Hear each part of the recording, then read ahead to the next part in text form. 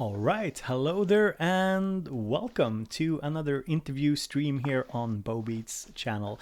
So my name is Bo, and if you're just tuning in for the first time, the interviews here are something I'm doing regularly. I try and interview people from what I call the synthesizer and music production kind of community on YouTube and artists and the likes. So I've had people like Nick Baton, Gas Williams, just to mention a few, Redmin's Recording, and so on. And if you're watching this after it aired live, you can see the live chat probably to your right, and you can also leave comments down below. This is probably going live as a video uncut, so it's it's going to be a pretty long video, I suppose. So if somebody finds fun little timestamps, you can always leave a little comment in the comment section and just have us, look at that. You know, there's always funny moments in these interviews. So I'm just going to say hello to some people who are here. I see Lee Huddleston, Tony is here, Matthew, my moderator. Danielson says, I've got my tomtegröt and I've got my tea. Let's go. Tomtegröt is Swedish for, Santa oatmeal, I suppose. It's a Christmas tradition in Sweden. I see Ben Mast, Mikkelis, the Atomic Tom, and there's this guy, Cuckoo Music, in the chat as well, and Mr. Basic, and Mick Benjamins is here as well. Good seeing you all. Infinite Science. So super. So I hope everything is coming through nicely. We're doing this live. So without further ado, I'd like to introduce my guest. And you've probably seen him around. He got the greatest beard in the business. Well, I guess Gas Williams might have a different opinion, But he's a lovely guy. And here is Mr. Cuckoo. Hello, this is Kookoo. How are you? Happy Halloween, everyone. That's awesome. when I turned on Skype for this talk, Cuckoo is just there in his Halloween costume. So funny. Well, I just want to say hello and happy Halloween. I'm just gonna remove this. It's so cool. And to viewers who might not know, in Sweden we've sort of started to celebrate Halloween a bit more, but it's still one of those holidays because it conflicts with another holiday that we have, but they are on a little bit different dates, and the routines and traditions are a little bit different. So I just said to Cuckoo, like, is it Halloween today? You know, we're sort of confused on the whole Halloween dates and things. So are you celebrating Halloween, Cuckoo? Well, my youngest kid, he is looking forward to it a lot. He's 6 years old, and this morning it was all about getting him ready with the outfit. It's not much, but you know, he's looking forward to the candy, I guess. And I guess it's not so strange that we, as Swedes or Scandinavians, that we have adopted Halloween, because I don't know how it is in Norway, but in Sweden, and Cuckoo is Swedish from the start. You're sort of not Swedish anymore, though. You lived there for a long time in Norway. Yeah, I've been living there for. Yeah, but do they celebrate Alla helgona is the name right in Sweden? Yeah, the Saints. Yeah, All Saints Day. I'm not sure what it's called in English. I guess so. But I think Halloween is such a commercial hit. Yeah. It's like a commercial blockbuster. So it's all about, I went a couple of days, like the day before yesterday, I went to some stupid store where you could buy just stuff cheap to look for some Halloween candy or something. And I couldn't see it. All I saw was like Christmas stuff. I'm like, what's going on? It's like Halloween in 2 days. And all I saw was Christmas stuff. And I'm back in the store and there was like Halloween stuff. So they're really preparing earlier for their holidays. Commercial holidays. Definitely. And for anybody who doesn't know, the Swedish or Scandinavian counterpart to Halloween is like people dressing up as witches. And I suppose Halloween is a little bit more fun. The kids seem to enjoy it a lot more than dressing up. They can dress up as anything, basically. My daughter, she was Elsa from Frost last year. So she's been talking about that for a long time. So let's segue from Halloween to something less scary. I mean, I guess most people know you, Cuckoo or Andreas, but maybe you could just give people a little rundown of who you are and what you're doing online and creatively. Yeah, sure. Well, yeah, what I'm doing right now is synthesize. I play synthesizers on YouTube. That's basically my tagline. And I started doing that just about when the OP1 synthesizer was announced. Mm-hmm. I had a few other synthesizers. I had played in a band like recently before that, and I started doing stuff on YouTube just for the fun of it, and people responded to it, and I felt like this is like a really good place for me to operate. So I continue with that. So right now I've quit other jobs and I'm doing synthesizers on YouTube full time, basically. Occasionally I travel to places if people invite me. I've got a dream of preparing like a live tour of sorts, but I'm not quite there yet. I don't have a booking agent or anything. Mm-hmm. But synthesizer tutorials, jams, and videos on YouTube, and it's growing. And you also do some live gigs, right? Yeah, occasionally. Since I don't have a booking agent, it's very difficult for me to handle that. So basically, I just say yes if I'm invited to some place to play. Like my last gig was in Moscow. This really nice thing called Synth. That went really well. I tried something completely new, a whole new set. I haven't actually opened the set after that. That's awesome. And I think, if I'm not misremembering, people can actually go to your channel, and the link's in the description, and there's a video from that symposium. Yeah, I was so lucky. I wanted to shoot the whole thing, and then I was a bit late in my preparation for that. So where they put the camera, can I just have someone hold it? And I saw this guy setting up the camera. I asked him, "Hey, could you shoot my gig?"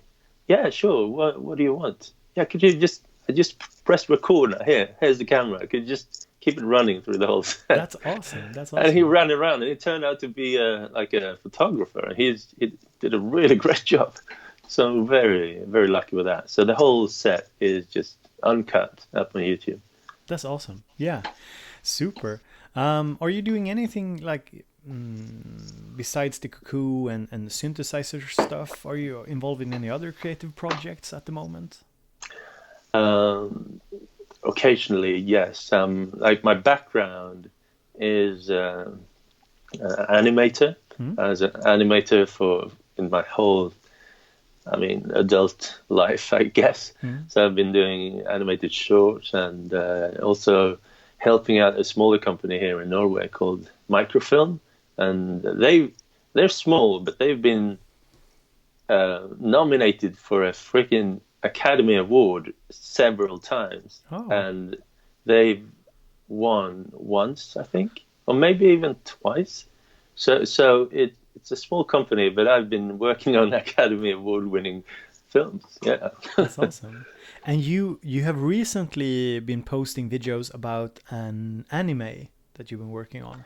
Yeah, like 2 years ago, and this is the reason why I sort of quit animation and went full-time with Kookoo. Is I made this one animated short, and my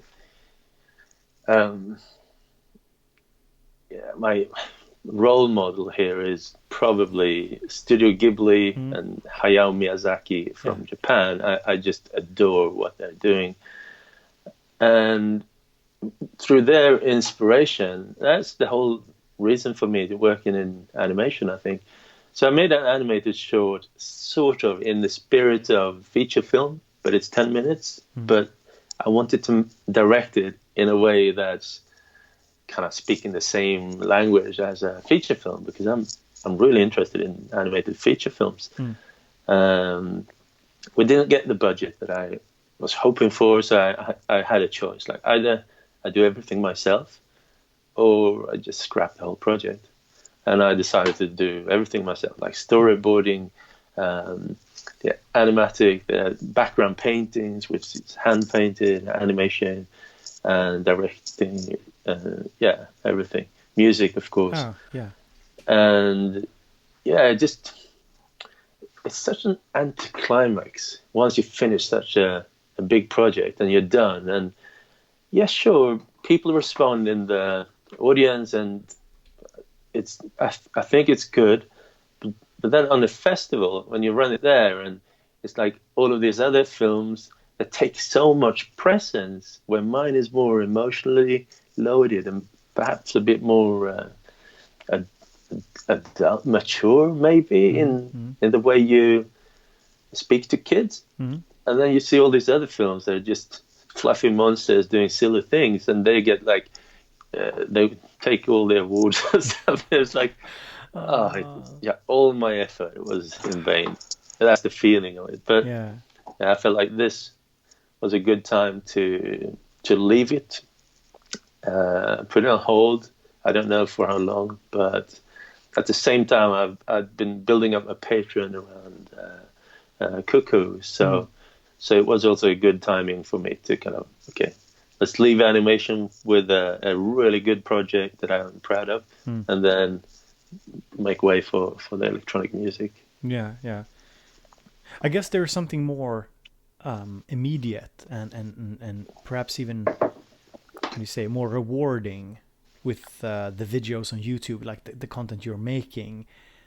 Yeah, sure. I mean, I can't even imagine the work that you put into the animations and doing everything. Like it must have been, like, I think making like a sample pack is tedious work, but I mean, I guess it can't even compare. Yeah, as I heard recently, one guy, I was at an animation festival a few days ago, and one of the lecturers there, he he said something really great. Well, animation is like telling a joke, and it takes 1 year to tell the joke, and then by perhaps half an hour, people they leave. Yeah. So you need to stay in that one kind of state for a very long time. It's a tedious process. Yeah, I can imagine. Jesus, I did a bit of painting and drawing, like half seriously when I was younger. That was kind of my entryway into being a creative. I think I was drawings and I, after a while, I just sort of realized that I don't have the stamina for it, if that makes sense. Like I get bored way too easily. I mean, if you want to be meticulous about drawing manga or anime and stuff, because I did a bit of that as well, and it's like, no, I just don't. I can't sit still for that long. You need to focus. You need to focus so hard. But I mean, in music, you need to focus to evolve, sure. to kind of to get the skills that you want if you want to improve. But you're also working over time. Like the timeline is live in music. Sure, you need to perfect stuff and go down to a macro level, but it's always the timeline. It's always like music is always flowing over time, and I missed that so much when I was working with animation. Yeah, I guess like for me, it's there's just to make a reflection of what you said is, since I'm coming from being years in academia and working with like research projects there and teaching on a higher academic level, there's a sort of comparison to be made, because I also felt that, at a certain point, it just felt like I want to leave this at least partly, because the process is so slow and you need to be so meticulous, and it's like the grind it's going so slowly and so fine sometimes, and I just lacked that immediacy that music has, even though I totally agree, like, you need patience and dedication and focus, but it's like the most tedious things are making like samples perhaps, Yeah. and even that is not even comparable to the slow process of academia. Editing loop points. Yeah. Yeah, and it's like, but yes, so I can totally relate to On 88 samples. and I mean it's like you write something, and I've just finished a paper, and it's like, and with music, if I finish a video, or even if I finish a song, there's a little bit more of a fan, how you say, fanfare, like ba-ba, like people Yeah. like woo. And but in academia it's very, it's like it's like, unless it's something super, it's like Yeah. there's not that Yeah. big, like it's so much work, and it's, yeah, so I yeah. think I think with music, you can send, you can kind of, I don't know, it's emotional. It's emotional. Yeah, yeah. Even if it's just a simple little piece, it's the music part of your brain is like in a different place, I'd say, and it influences all the other parts. Yeah. But I think it's a unique thing, music. And also, what with my videos, I feel like people really appreciate the music, but what they're staying for is the learning process, I think. So I've realized that people are really. I'm not creating like crazy clickbait topics or anything like that. I'm just making videos, and then I'm trying to, make a descriptive title. And then I realized just very recently, actually, that people find my videos because they're searching for this stuff. Yeah. It's not because they subscribe. It's because they want to know stuff, and then they search for this stuff. Yeah.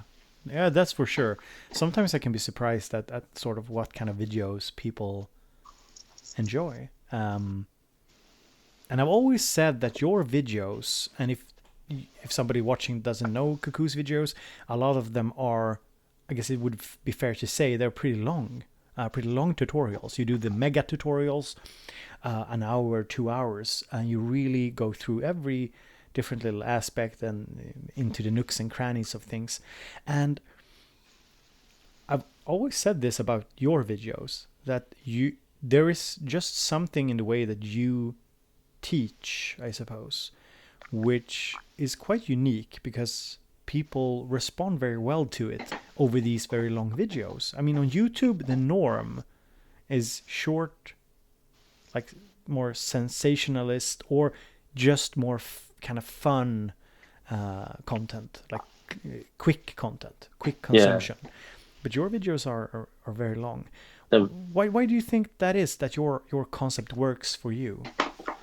I mean, what I can do is improvise. I think my strength is improvising. And so when I'm making a tutorial video, I'm improvising. Rarely, I try sometimes to structure it, because my ideal video would be like one long video with no edits. It never happens. It's like 2 hours of recording and a 1 hour video. But some people have told me, like, it's like hanging out with a friend, and then you don't realize that you've actually learned a lot in the process. And I think that is a really nice way to learn. You hang out with a friend, you do stuff together, and then in the end it's like, oh, cool, I know this now. And one thing that I'm thinking about when I'm making videos is, like, I want people to borrow my mind for a bit. I don't want to make a list of facts. I want to let them borrow how I see this stuff. So if stuff happens, I often say, like, oh, did you see that? This happened. Why is that? Yeah, because this and this. And then you tackle it right there and then. Yeah. And also, I always try to make it about the music. So, like, sometimes a list of specifications that could be very useful if you're searching for something particular. But if you want to get it into context, I think making music is a really good way to make a good example. Yeah, to show people. I guess it's a little similar to my mindset, but I usually say, like, since I'm not as music focused yet, I think I'm sort of going there, but it's a slower process for me because I've sort of taken a break, and it's not been a linear process for me since I got more into YouTube. But I usually say, like, for me it's not the spec sheet, it's more for me how I approach the workflow, and in time I think I will do, like, focus more on the music, but I'm not there with my process yet. But it's I guess it's also sort of I always try and move away from the technicalities and more, I think in my mind it's like I picture somebody and, like, I try to explain, like, why this is an interesting function, or why this is an interesting way that you can work creatively from sort of a user perspective. I guess that's my kind of training also. I always try to have a person in mind when I say something. But it's I can totally relate to your way of teaching, because it's very similar to I teach at university, where I'm more comfortable improvising and letting people. I totally get the analogy of letting somebody borrow your brain for a moment. It seems very important. And I think the ultimate goal is to come to a point where the one watching gets a complete, like, an overview of everything, and then that this person can see where the gaps are, and then they can tackle that on their own. So, like, to make people self-sufficient. That's like the ultimate goal. Even if they don't know everything, they've borrowed my overview for a while, so they can see it now. Yeah, I think that's super valuable. I've actually seen a lot of people comment this in general about these sort of reviews / tutorials / I don't know, music making videos, that of course they are important because you as a creator have a better bird's eye view of things, because that's what you're spending time on when you're going into the movie making process. Somebody who is just an artist, or somebody who is not working with it, might not be able to provide that, because they don't have that mindset, and they're not used to describe it in the way that you do. I think that's very, very important. And it seems like people resonate very well with that in your videos, which I think is super cool. Yeah. And it's always fun when you see somebody like you that totally goes against the grain of YouTube with the long videos, because people always ask me, like, why is this, Bo? Can you kind of explain the psychology behind it? And it's like no, it's just, there's just a quality to it. A quality, and I think you describe it very well, but there's some quality that people really enjoy, and not everybody can do it. And I think the improvisational part is I think I think I'm getting there, where I can do longer videos without getting a ton of flack for being long-winded or winded, but yeah, it's definitely a hard craft. At the university, I can do very long lectures, kind of improvised, like 4-hour lectures. But I've been doing it for so long, so it's something you have to really work at. It's a hard skill to master. And I mean, the longer you record, the more tedious the editing process will become. Yes. Yeah, definitely. So I had a question for a lot of the viewers on Instagram and YouTube and Facebook. They left questions, and somebody asked, like, where did Cuckoo come from? Cuckoo is a bird. Well, it came from Greece. I'm half Greek, and I haven't grown up with my dad, but every summer I went to a Crete island, a big island in the Mediterranean Sea, and I visited my father for 1 or 2 months. And he was always in the restaurant business or tourism business. He had a friend called Cuckoo and he was called Cuckoo because he had a bar in this little town. And by the end of every night, my dad, he closed the restaurant, and it's like we're talking 2:00 at night or something like that. And then me and my brother and my dad, we went for a walk by the beach, saying hello to all of his friends in the restaurant business. And then in the end, we ended up at Kookoo Bar, at Cuckoo place. So there were lots of discos and like kind of techno or commercial radio techno music or traditional Greek music at restaurants. But then we ended up in the Cuckoo Bar. He was always playing this super sweet, nice music. It's like the opposite of commercial party music. But it was so nice. So every time we ended up there, I got like, yeah, this is cool. And then we had like a soda, and Dad had a beer or something. That's awesome. Yeah. So that happened over many, many years. And now both my dad and Yannis, they passed away. But it's like it doesn't. I mean, it's not like I'm trying to say something with it. It's just that played a role for me in terms of music, and I'm looking back to that, thinking, yeah. When did you pick it, like for as an alias or what you say? I was working on music that was going to become an album in 2008, I think. And or maybe I released it in 2009. I can't remember. Like 2 years prior to that, I think I started to use the alias or something like that. Like 2006, maybe. And then, it's like when you pick a sort of band name or an alias, it becomes a part of you. It's difficult to part. yeah. It's like BoBeats. It's like, how did you pick it? It's like Bo, and I used to make beats. Yeah. And now I can't get rid of it.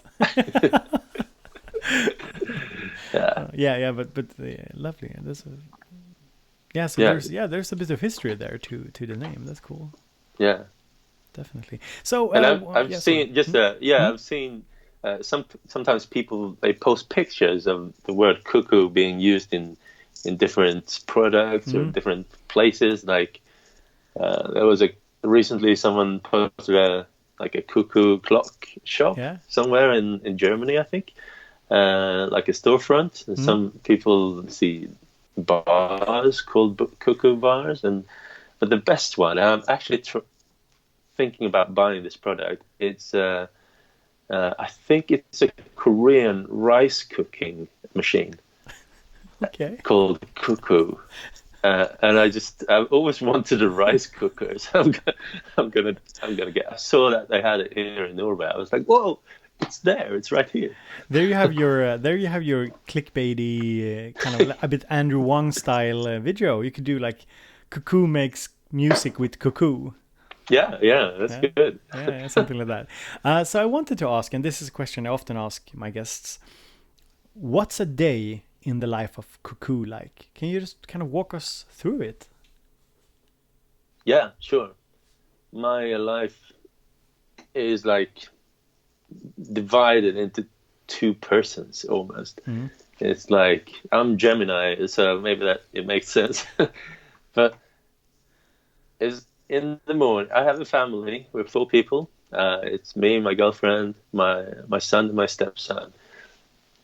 And every morning I wake up first, earlier than everyone else, like maybe 15 minutes before, and I make a cup of tea. Cheers. And then my girlfriend, she wakes up the little guy, and I make the breakfast. I make the lunch box for my kid, for the little one, and I make sure that he is ready to go to school. I always took him to kindergarten. It was like the morning routine was my thing. But now when he's going to school, we have like several people in the backyard. They're kind of, one parent takes all the kids to school one day. So I've got Mondays. So when all of that is done, I bicycle to my studio downtown. It's not very far away. It's like, I don't know, 7-minute bicycle ride. And in a way, I wish it was a bit further away because it's so. It takes no time to get there. It's a bit difficult for me to reset, to go from this family life to Cuckoo life. Yeah, it's interesting. So often when I come there, I need like half an hour to kind of empty my thoughts in a way. I think when I think about a lot of distractions, it's difficult for me to focus. So after having kind of gotten into the mood, it's always a mess. No match. Right now I have a bigger studio, but it's a mess when I get there. And sometimes I don't want it to be messy, but yeah. Sometimes I have a clear idea what I'm going to do that day. Sometimes I don't. Sometimes I have like a wish for what I want to do. And then I think there is a, not procrastination, but more of this creative pain before you're going to create something. There's this moment or passage of pain that you need to pass through. And then you need to start. It's like something about focus, something about, am I really going to spend all this time on this thing? Is this the right thing I want to spend time on today? Yeah. I totally relate. And then, I just go ahead and do it. So this last couple of days, the last week, I've been starting to make a sample pack, not a sample pack, like a patch pack. Yeah, I've seen on your Instagram. Yeah, for the microcool, the original microcool. Awesome. This is something I wanted to do for like 10 years. It's the microcool is it's a really cool synth with a lousy interface. Dare I say it? I mean, if you want to create a patch on the synth, it's just it's not a very cool experience. But if you have the companion app on your computer, it's really, you got a good overview and it's a good process. I see a good question here, or a good statement from the Mac Brooms in the chat. I have 4 children and I know what you're talking about. I haven't had the full mental capacity to be creative for a decade.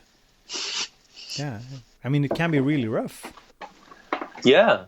I mean, I totally see why people get a normal job if they can't stay creative and stay focused and deliver stuff. I mean, as a creator, that's the only thing I've done in my whole life. I've been an animator. I've been making visual projects, live visuals for shows, illustrations and music, compositions.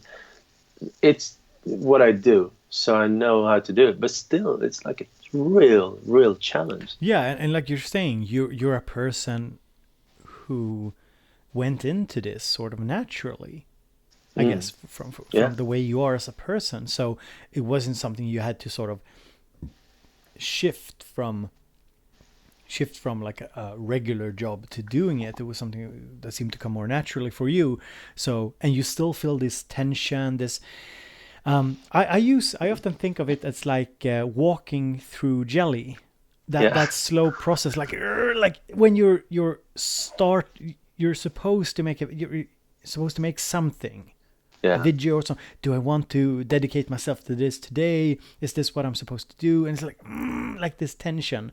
And even though, and I mean, I could just imagine somebody, because I get these questions all the time. somebody who's not had the background of being a creative, but feel a desire to do it, and maybe they're starting later in life, 30s, 40 years old, and they have a life that is not maybe built up to support it.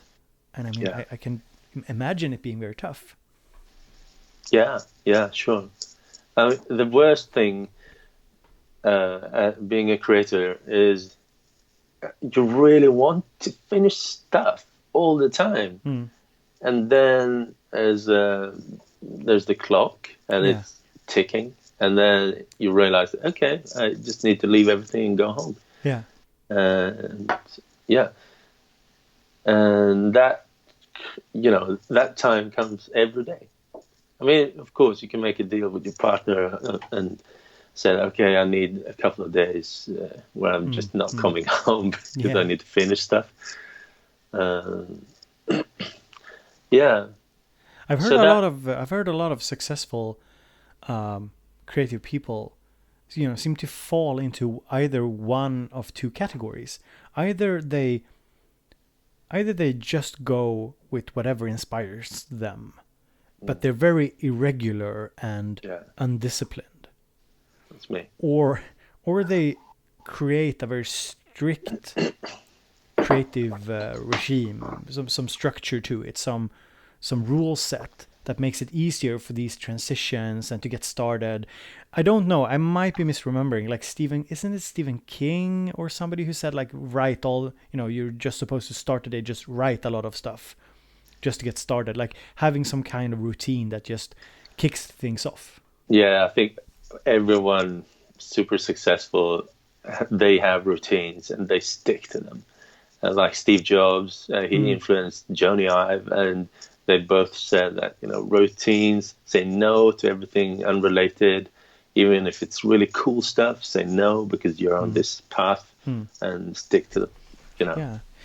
Do you have any advice? Because I know that this is a question that has come up for you on my social media, but also something that I know a lot of people ask about. Do you have, if somebody's struggling being creative, where would you start? Well, yeah, I think it's a big question. When you're fooling around, doing stuff that you're playing basically, and just having a fun time, you're probably also very creative. But then when you kind of make a really like you shape a goal, okay, I'm gonna make these 4 songs and make an EP album, and then it becomes less creative because then you already know what you sort of want to do. And I think these two mindsets, like working towards a really strict goal and just having fun, they need to merge somehow, I guess, if you want to stay creative. And also, I think this mindset, it's probably relevant both in a big scale and on a super macro level. Like if you're stuck in a small loop on a little synthesizer groove box, and then all you can see is that loop, and you're kind of making that little loop, and it's difficult to move on. But if you're just fooling around, it's probably easier to make changes and check this out, what happened now, wow, I destroyed it, oh, that's fun. And I don't know, stay creative is a difficult word as well. I think there's a lot of creativity in boring stuff as well. Yeah, but I guess like I think you're onto something there. Sort of the merging, finding a way to create a routine so you can switch from the sort of more chaotic, inspiration-driven, playful and fun processes, but also being able to turn it into a product of some kind. Because ultimately, I think that's something people also struggle with. Okay, here is a tip. Yeah. It's not really a tip. It's more of an life achievement wisdom. The more times you've finished a creative project, the more overview you have of the creative process. You know that at the very beginning it's going to be like this super awesome idea and it's perfect, and then when you get a little bit into it, it's still cool, but it's okay, you're getting somewhere, and then you get like closer to the middle and you realize that it's just shit. It's like, well, what is this? It's never going to be good. It's like terrible. And if you've done this a couple of times, you know that you will hit this point where everything seems like chaos, and you're doubting if it's ever going to be a good thing. But since you've done the process many times, you know that if you keep working and you kind of work through it, you iron out what's not working and leave stuff out, take new ideas in, and you slowly improve and you get to the end. Like the more times you've come through this process, the easier it will get to get a structure later on, I think. Yeah, I think that makes sense. Definitely. I was also thinking that maybe, well, my experience is that some of the people that ask us for questions, they make music on the side, like a hobby or something, and they might not have had the experience of doing projects from the start to finish many times. And sometimes I ask people, when they ask me for advice, I'm like, what do you want to get out of having a synth or making music? And oftentimes people just want to have fun. They want to stay in the fun zone, because they're doing it for fun. But they're told by the community, by the industry, by society that that's not enough. You're supposed to finish things. You're supposed to get something done, to produce something. And sometimes my job becomes to tell people, you know, if you have a full-time job, you have 3 kids, and you just want to play around with synths all night, and you feel super pressured to make something, and it doesn't feel good, you know, I'm the first to tell you, maybe that's not what you want to do. Like, it's not necessarily the end goal to produce something for everyone. No. I can totally get if you want to, and you should try, but not for everyone, I think. I was like that for years, a couple of years. Like I just accepted that I don't want to finish a song. Like, it's okay. Like, I just want to fool around and have fun, and that's that. Yeah.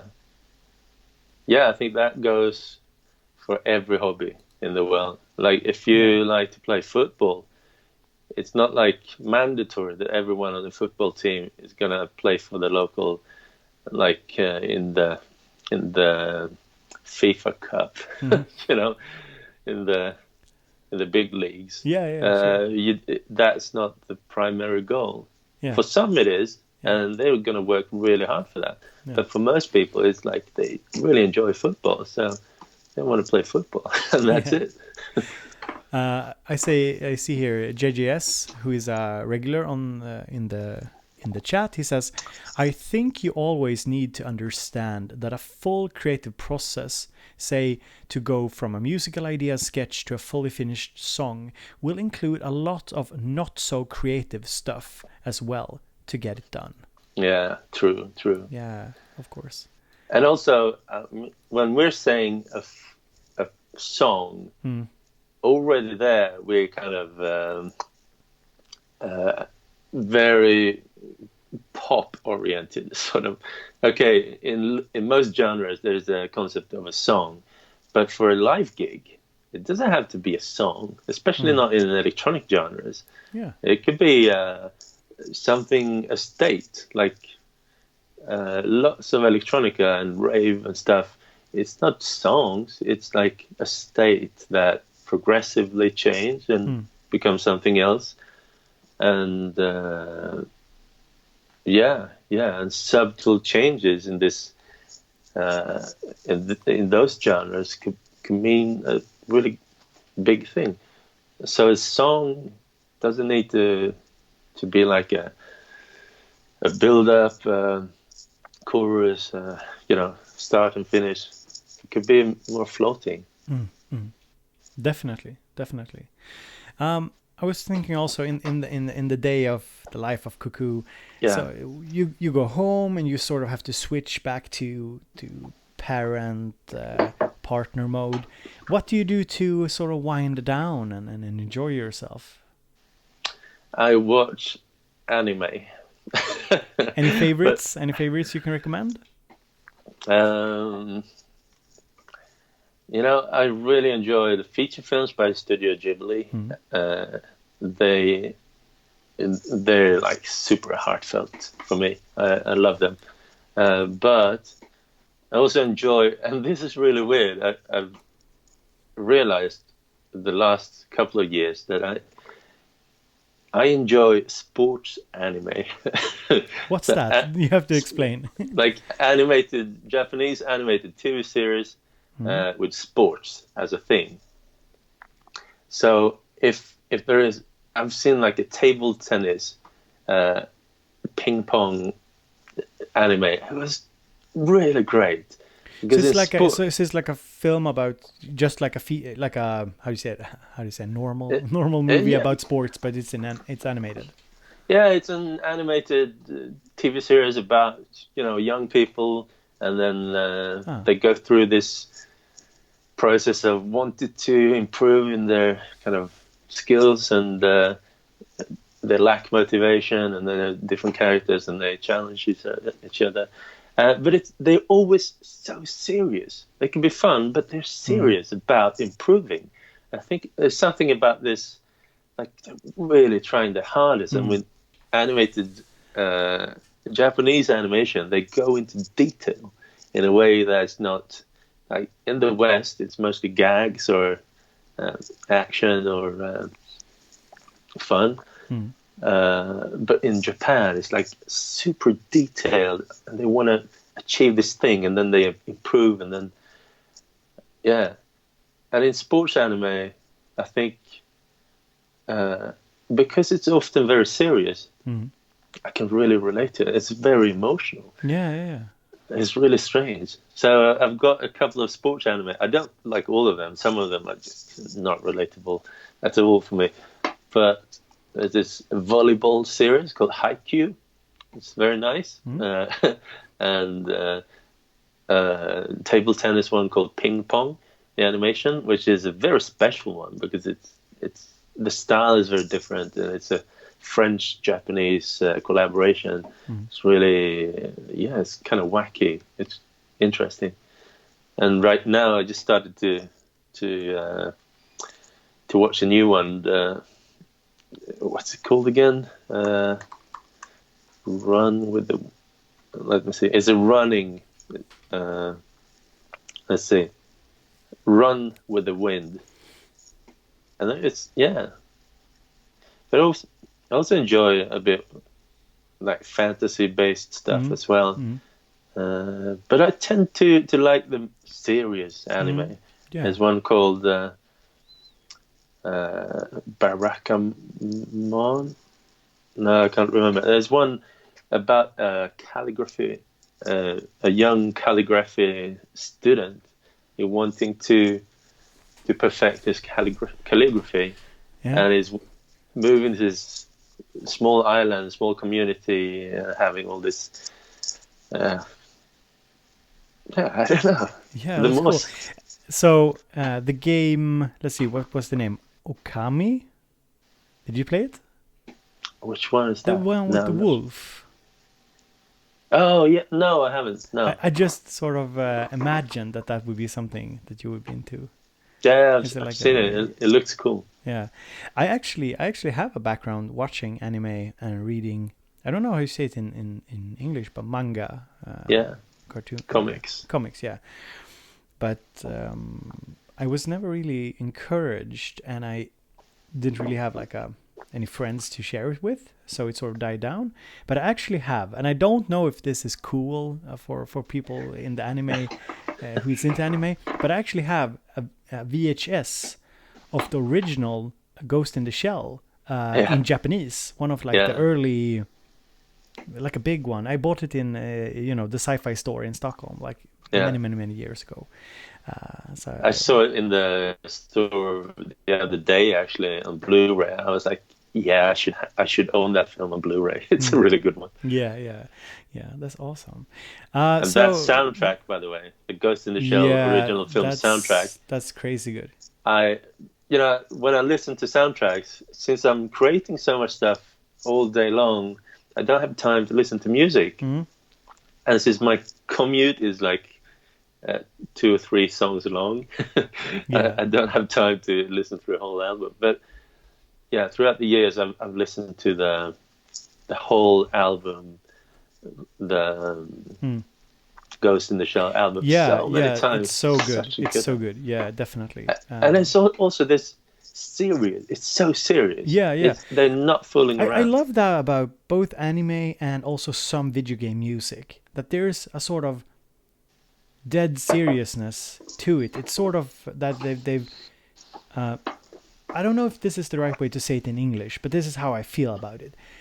Sort of shaved off a bit of the pretentiousness of music. It's sort of sometimes it's just very raw with movie music and anime music and video game music. Boom, like it's very like hits you. Yeah. And it's not always overcomplicated. It's sort of very raw, and it grips you in a way. And because I listen to a lot of video game music, anime music, and movie music in general for that reason. Game music has been such a big part of my my life. Let's segue into that, because we had a couple of questions from viewers about that. Let's start with, like, what's your favorite video games? As a game, I'm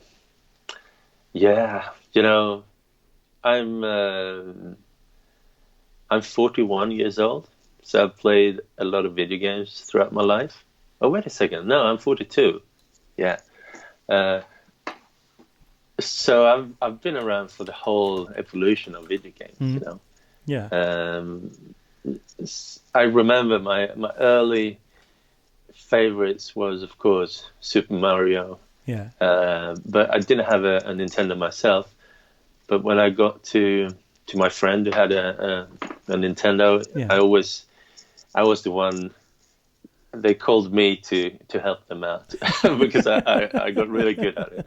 So Super Mario was my first like big favorite. Yeah. But then later on, Zelda, the first Zelda, was like mind blowing for me. So mysterious. Like when you're a kid and you're confronted with this world and you're just walking around, anything is possible. Like, what is this world? What's in this? And you don't remember the whole map, and it's like a bit mysterious because you don't know what's coming. And it took so long to finish. Yeah. It was epic. I mean, in my head, the fight with Ganon was so mysterious. Like now, if you go back now, it's just some pixels and it's very old school, but it's so mysterious. And when it's the game over, when the Ganon is kind of laughing at you, really I was powerful. actually kind of mind blown when Zelda 2 came. Yeah. Because I expected something like Zelda 1, and there wasn't any internet, and you just read a little bit about it, maybe in some magazine, some Swedish computer magazine or something, or video game magazine. And it came, and I was so confused with the world map and stuff. Like, what is this? Yeah. Like, it was so hard. Like, I was super confused. But the fight with Link's shadow in Zelda 2, that was such a cool fight. It's like, what? I'm gonna fight myself? Oh no, it's impossible. So let's get into drama territory now. We gotta stir up some drama here. So Final Fantasy or Zelda? As a series, Zelda for me. Okay, we are done here. We are done. As a musical influence, Final Fantasy, I think. Yeah. I don't know. I think Final Fantasy 6. Epic soundtrack. Yeah, for sure. It's a good game. Like that build up. That's when they kind of nailed it. If I'm not like this when they're walking towards the town and you Yeah, see the town that's rising. awesome. That moment's like, whoa. But to be honest, I haven't played any Final Fantasy game to the end. I've never had Super Nintendo, and I've never had PlayStation. So my favorite is Final Fantasy VII, because that was sort of when I guess it was 11 or something when that came. Yeah, that was groundbreaking. Yeah, I mean, nothing like that had been shown at the time. Yeah. It's like, what? And it's like one of those games where the sort of ideas behind it still hold up, and the music still holds up very well. Yeah, because it's a game about pollution, about destroying the environment, and it's like about revolution. So there's a lot of themes that are very current, actually. Yeah. And so I was actually very disappointed with Zelda 64, because I just played Final Fantasy 7, and I'm like, Zelda 64 is nice, but they did a bad job in the storytelling department. Like, you're supposed to be emotionally invested, but everything. I haven't played all of them. I have like favorites. I've played Zelda 1 and 2 and 3 on the Super Nintendo, and on the Game Boy Advance I played some, and then I played Wind Waker, I think was the next one for me, which was amazing. I actually have it, but I've not even left the first island. Yeah, no, that was really, really nice, and they took a whole different kind of approach to Zelda. I think maybe Wind Waker might have been like the start of something new, like what we see today. Breath of the Wild is one of the coolest games. That could be one Zelda that could sort of turn me over a little bit. So if we're talking video game music, what are some big influences there for you? Yeah, game music. I mean, you gotta understand that in my youth, as a teenager, I made mixtapes with game music. I didn't make mixtapes with pop music. It was game music for me, mostly, and Michael Jackson. So, I've had many favorites, but I think the Mega Drive sound, the Yamaha FM sound that's in the Mega Drive, it just blew me away when it came. It's like, wow, this is so cool, this clean, crisp FM sound. I just loved it from the very beginning. Yeah. So there's this series called Thunder Force, which is kind of electronic rock, like shoot 'em up music, which I thought was really cool. Also some games that probably never made it here, like Japanese Arcus Odyssey was a game that I played on the Mega Drive, had super cool FM music. And Echo the Dolphin had this extremely, raw FM soundtrack. Yeah, I remember. Amazing. So you were more a Sega person than a Nintendo person. Yes, I was. That's what I had. I had all the Sega. We were not the cool kids. Sega was always like on the side. Yeah, but I really enjoyed shoot 'em ups, and they were so cool shoot 'em ups on the Sega platform, and on the Nintendo platform, and later the other platforms.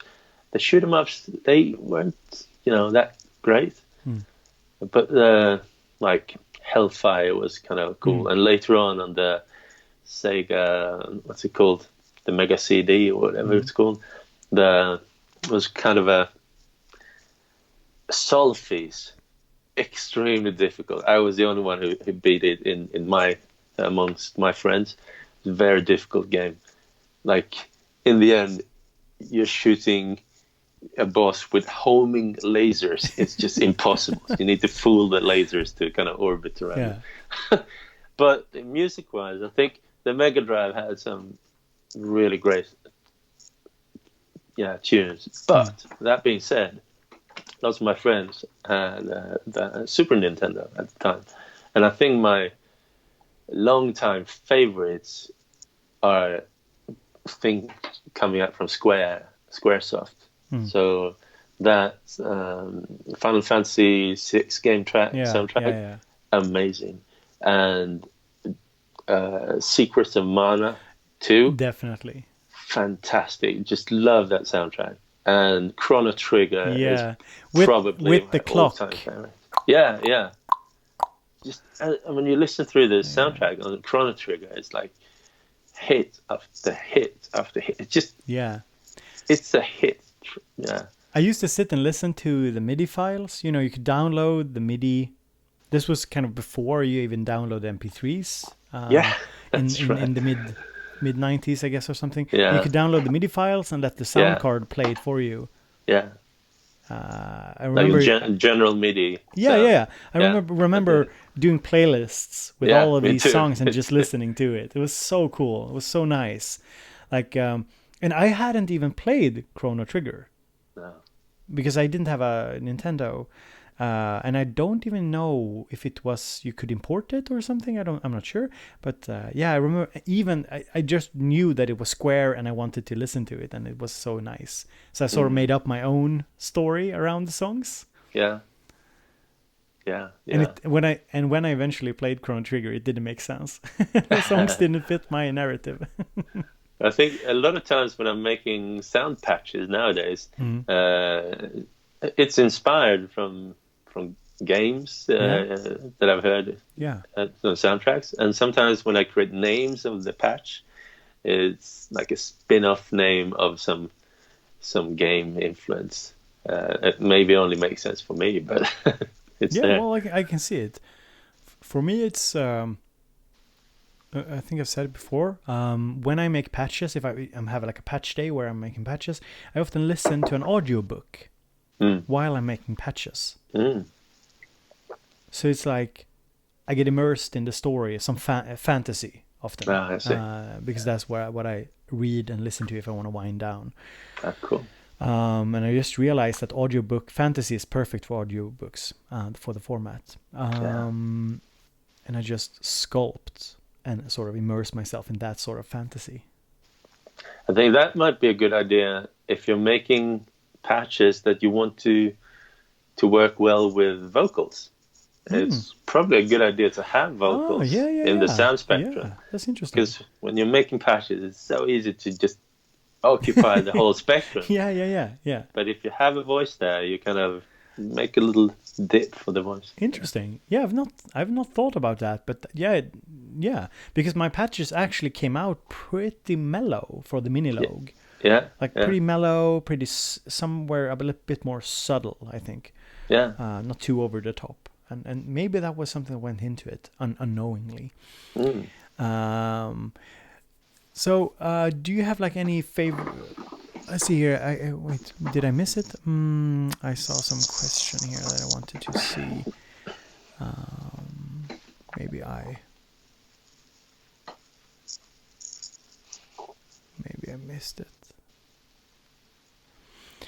So let's move off anime and music a bit. And I actually have a really good question that I got from, I don't remember who said it on Instagram, but he sent me a message and he said, so Cuckoo, when all is said and done for you on YouTube, what do you hope to have accomplished?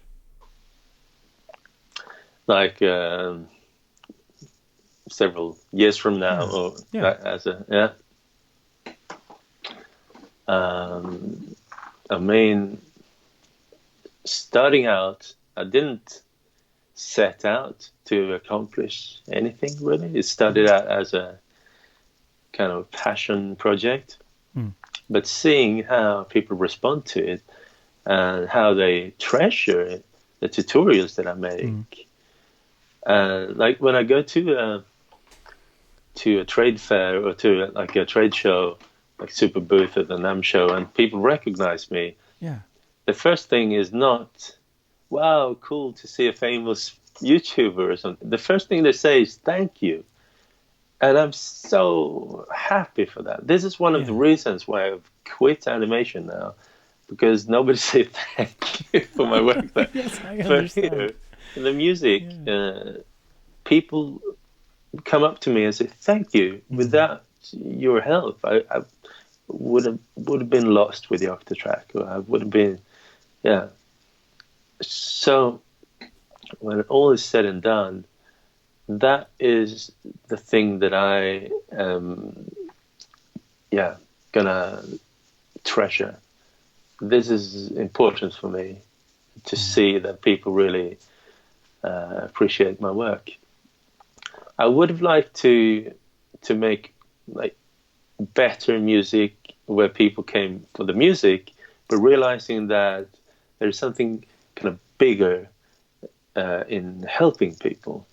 And this is something I'm passionate about. So it's not out of obligation or anything. It's something that I'm passionate about. I'm just happy to share. So yeah. So I hope, and I can already see that I have inspired people, other YouTubers, to kind of pick up my sort of my tradition, or to not be this cool dude. Hey, I'm a cool dude. Yeah, you're a cool dude. Yeah, but to not, yeah. to not kind of, not take your ego first. Yeah. So when all said and done, I can see that people respond, and they treasure my work, and I also see that some people are inspired by my work, and they take the tradition, and this is something that I will be proud to having achieved, I think. To me it wasn't surreal to meet you in London, but it was, I think, what struck me as a little surprising, or I sort of just realized it, was when people, when I started, I of course looked to your videos for inspiration, and just like you were saying before, like, because I'm creative and I always have a intense schedule and try to do a lot of things, I don't have time to consume that much. But there was definitely something about your content that inspired me. I mean, you can see it in especially, I think, in some of my earlier videos, I try a bit of your techniques and styles. Thanks. Yeah, definitely. Like, it's there. And of course, since I also work with electron stuff, that was, that was the go-to. Your stuff was the go-to. And I also know from, just the sheer amount of comments people make, that there are definitely people who just feel very thankful that there are those who in the way in that they just deliver things and doesn't put their ego at the forefront necessarily. Like, people will always accuse somebody if you're in the camera shot for like, that's an ego thing. But I think that those people don't understand that you can't have a robot teacher. Like, to be truly inspiring to people, there has to be somebody at the other end, somebody whose brain you can borrow for a while, or somebody whose emotional reaction you can relate to. I think it's easier to hang out if you know who is on the other side. So I think when we first started talking, I was like, I'm talking to Cuckoo. That's awesome. Like, I was very heavily inspired by the stuff you're doing. So I'm happy to I'm happy to carry on the torch in some way, and like, try and, I totally relate also, because when you describe kind of the feedback you're getting, I think my favorite feedback, I just tweeted about this the other day, like, just this, somebody on a video that I didn't expect would inspire anybody, and somebody's just like, I'm sitting here with my cup of coffee, and your video just sort of propelled me into creating, or helped me, or moved me forward, and I feel gratitude for that. and that's so, yeah, I can totally see that you don't get that from animation, and you can get it from the teaching I'm doing, but it's harder also because it's less genuine, because people have to come to your lectures. People will say things just to sort of. I've been toying with the idea of making animation tutorials as well, because I'm using some quite complex software that's a bit tricky to get into, and I made like 2 tutorials or something, but I don't know. First of all, it's more narrow, I think, maybe, to make an animation tutorial of one specific software. But yeah, I don't know. It's a lot of work, and I'm not too fond of making like computer software tutorials. I prefer hardware. Yeah, the same for me. It's very hard for me to do what I'm doing with software. It's for some reason it's hard. I think I will fire off some quick questions. Yeah, do it. Yeah, coffee or tea? Tea. Coffee. I've had one cafe latte in my whole life, and I've dipped sugar cubes into coffee and kind of as a kid. Oh, so you're like truly not into coffee, like? Yeah, truly. I never drink coffee. I see now why you left Sweden. Yeah. For those who don't know, if you don't drink coffee in Sweden, you will get a tiny bit of bullied when we have fika, because everyone will always say, "Are you sure that you don't want coffee? Are you sure?" Yeah, and also later on this, I don't know, 10 years ago, I stopped consuming sugar as I had enough. So I just didn't want it anymore. I hated it. So for 8 straight years, I didn't consume any added sugar in anything. And now I'm kind of slacking a bit, and I don't add sugar myself, but if there's something that has some sugar in the recipe of the bread or whatever, I don't make a fuss about it. Yeah. But so fika, it's all about the sugar and coffee. So unless you live in my house and the wife, she kind of pushes hard bread on everybody. It's like no sweets before you eat the hard bread. Nice. So current favorite little gadget. Can we guess? What could it be? It's the OPZ. That's awesome. That's awesome. But for me, for me, it's not new, because I've been in the beta team since January, I think, or December, so almost a year.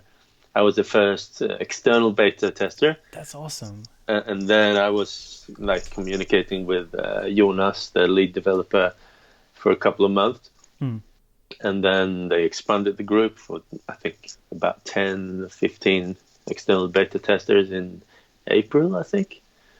And then in July, they expanded even further. So I had like maybe something more like 50. And now it's out. That's cool. That's cool. No, it's a favorite in many ways. I mean, this is a synth talk, I guess. Yeah. So in that respect, it's a favorite gadget. But I mean, the phone, there's so much stuff I do on the phone. Yeah. It's not, I wouldn't say it's a like favorite gadget, but I'm so happy it works so well. But the OPZ, favorite. What was the first synth you ever owned? Okay. It's the Koog M1. Oh, yeah. So it's sort of an old, almost workstation, I guess, but not quite a workstation. It had an onboard sequencer. I'm not sure, 8-track sequencer, I think. Like that, yeah. And I went to the store after school, to the music store after school every day, and stopped by and played all the synths when I was I don't know, from when I was 13 to still today. And yeah, playing all the synths, and I always ended up with the Korg M1 because it had these kind of orchestral sounds. So it was easy for me to make music that reminded me of the adventure games, like the Super Nintendo adventure games and stuff. Yeah, I remember we had it at my school. It was also kind of one of the first synth I touched. I just want to say thank you to Studio Geek also for a little super chat. He says, epic interview. Studio Geek is, I'm not sure if he's now my youngest fan or viewer, but he's definitely among them. I think he's 14 or something. He's been active here in the community. So thank you so much. Okay, so let's see. Wait, where did my questions go? It's like all the tabs and stuff. Like, so do you have any? Because you don't really show that much Eurorack on your channel, but I know you have a Eurorack stuff. So do you have any like current favorite Eurorack module? No, not really. I got a Eurorack synth called the Monolith from WM Devices, and I sort of got into it. I made a few videos with it, and then it kind of stopped. And then I made this documentary about Bastel, and I was with them for a whole week. Sure. And they're really cool. And after that, I could buy a whole modular at a little reduced price as a thank you. So I've been using that a little bit, and then I've made a few videos of some Eurorack stuff, like the Pyramid. No, not the Pyramid. The Hermod, maybe? The Hermod, the Hermod sequencer. But somehow I just haven't really found my true joy for modulars. But when I get down and try modulars, it's often about making kind of quirky, cross-modulated cuckoo beats, kind of, or like tonal beats, rhythmical tonal stuff. Yeah. But there is one that I'm looking forward to testing. I'm not sure if I'm gonna buy it, but I'm certainly gonna test it. And it's the one coming out from Bastel and Peter Edwards there, Casper Electronics, called Party Mix. It's a mixer. It's a 4-channel. I think it's a 4-channel mixer where you, when it's doing a lot of feedback stuff in the mixer, and it sounds absolutely bonkers. It sounds like fat and cool. And you can feedback and have levels coming in to the lights died. And levels coming in and affect the kind of feedback situation, and they start to fight the signals, to kind of fight for dominance. That one is something that I really want to try, because there's something, all the cool people that make really great modular performances, they have a lot of expertise, but they always have a lot of, like, a big system. I have a very small system. I remember seeing so to make music with a small modular, you need to be very, very picky about how you set it all up. So that one, I think that could influence to make a small system sound a bit more wacky and organic. I think. Yeah, for sure. Party Mix. I'm not sure if it's released yet, actually. Maybe it is. I think it's maybe coming out very soon. I think I saw something about it, but I don't know. So another question.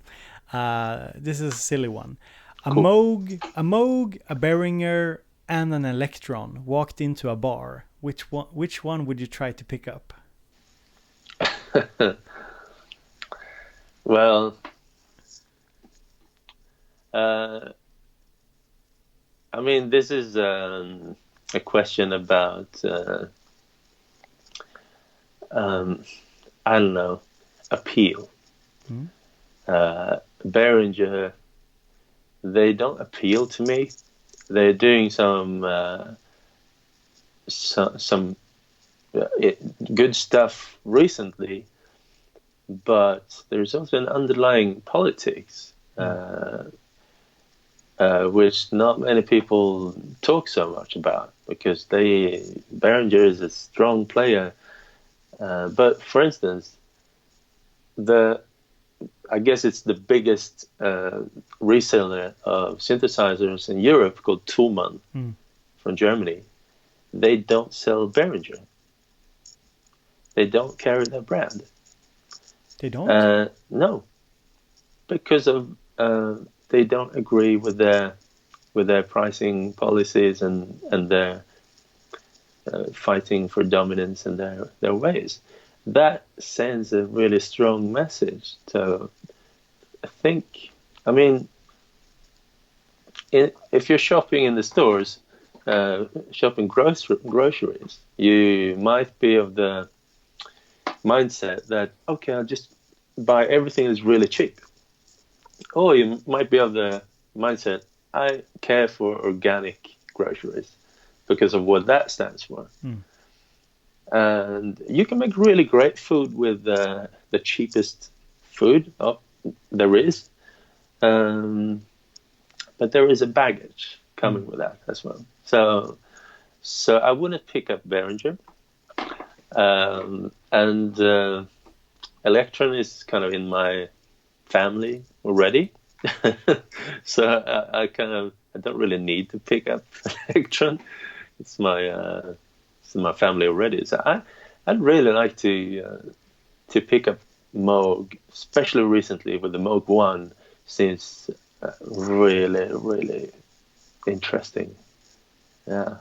I see people saying that Thomann are now selling Oh, really? again. Oh, okay. Oh, okay. So maybe they reached maybe they reached good some happy partnership. But yeah. But what you're saying is that there's a history here, and there's also there you can have different mindsets when looking at what to purchase and sort of come to different conclusions about what you feel is. Yeah. I guess. Yeah. I mean, if you want to try out modulars and you don't have $20 million, you go to Behringer. It's very natural. Or to Roland. They also have a good compact set. Definitely. But once you get into it, you kind of want to check out the gems. Yeah, that's for sure. Yeah. I think also from I'm not probably not the best person to make an argument about this, but I think that there's definitely a discussion to be had around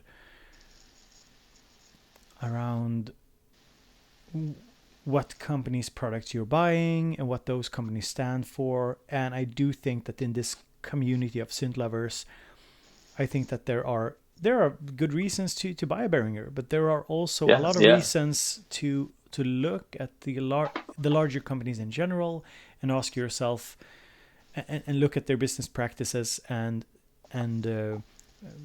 sort of think a little bit critically about it and where you want to spend your money. Just like with the grocery example, or with what kind of car you're buying. I mean, there's definitely a talk that probably should get a little bit more space in our community, because it's often shut down with the counter argument that not everybody can afford. But yeah, so that's a true problem, and I can be very sympathetic to somebody who's telling me when in my country, buying a Moog, that's like a lifetime investment, and I'm like, I for think sure, in all countries. Yeah. So I mean, I can relate, but at the same time, at least I think in for people like us in privileged situations in countries that are doing well, there's definitely a reason to reflect on where do I spend my money. is cheap always better? Is budget always good? Is just good? Because we wouldn't make that argument about anything else. In truth, like few people would say, "Yeah, McDonald's is good because it's cheap." Like that. That's a very strange argument. Most people would disagree and say, "Well, it's probably better to support your local or your smaller company or your restaurant, your local restaurant instead of this big chain of restaurants." That being said, I eat at McDonald's at various times in the year with the family when we are desperate, but so I'm probably not the best person to make this argument, but I think there's a reflection to be had. Yeah, and I mean everyone running these companies, they're people, and they what an achievement to have created such a huge company like Behringer and make it operate, and they've created their own little city where everything is built, and it's such a huge achievement to make it all run, and that in itself should not be overlooked by people like us saying, like, well, it's like you want to be cheap or organic. There is it's not black or white. No, exactly. It's like the factory workers at those factories, they feed their families, and it's there are many sides to everything. Yeah, definitely. And I guess I was actually blown away by the DeepMind 6. Yeah. When I tried that, it's like, wow, I didn't see that coming. Yeah, it sounded really good sound. Like, no doubt about. I mean, I want a Neutron, like definitely. There's a lot of good stuff coming. So I think that's my point. I think we have to look above that. We can't make it like a brand war, people siding with different brands, and I stand for Behringer. It's more about the fact that the issues surrounding Behringer and their legal practices that has been in the news sort of lately, they sort of died down very quickly. And in other communities, if Apple did something like this, or if Microsoft did something like this, or even BioWare or some gaming company, there would be so much tension and discussion about it, and people would not forget. But I do feel like it's a little bit apolitical in our part of the internet. I'm the first to say, like, I don't really want to get into it, but I think that there's just to the viewers that those questions are important to reflect upon. As a growing community, as a growing scene online. That there and not to make it about, I stand with EA Games, I'm against EA Games, but more talk about what kind of business practices do we think are cool and what do we dislike, and why, and reflect on it. Oh, so this quick question this quick question was a bit longer. Yeah. Let's see here. Next question. What's your favorite feature on a synth? I just had to ask it. Like, pulse width modulation. Yeah, it's that kind of question. Yeah. Well, to be honest, every new synth I check out, I investigate if it can do FM. It's not my favorite feature, but it's like one of the first things I actually check out. But that being said, the reason why I really dig Electron stuff is because of the excellent sequencer project pattern handling. So a synth without that depth of a sequencer is sort of not so interesting for me. So if I quickly discover that the sequencer on a synth is not that interesting, I'm kind of, okay, that sounds good, but how do I even maximize it? But some synths, they're like keyboard synths, and it's all about playing it with a keyboard. That's cool. But I really enjoy this depth of Electrons their sequencer.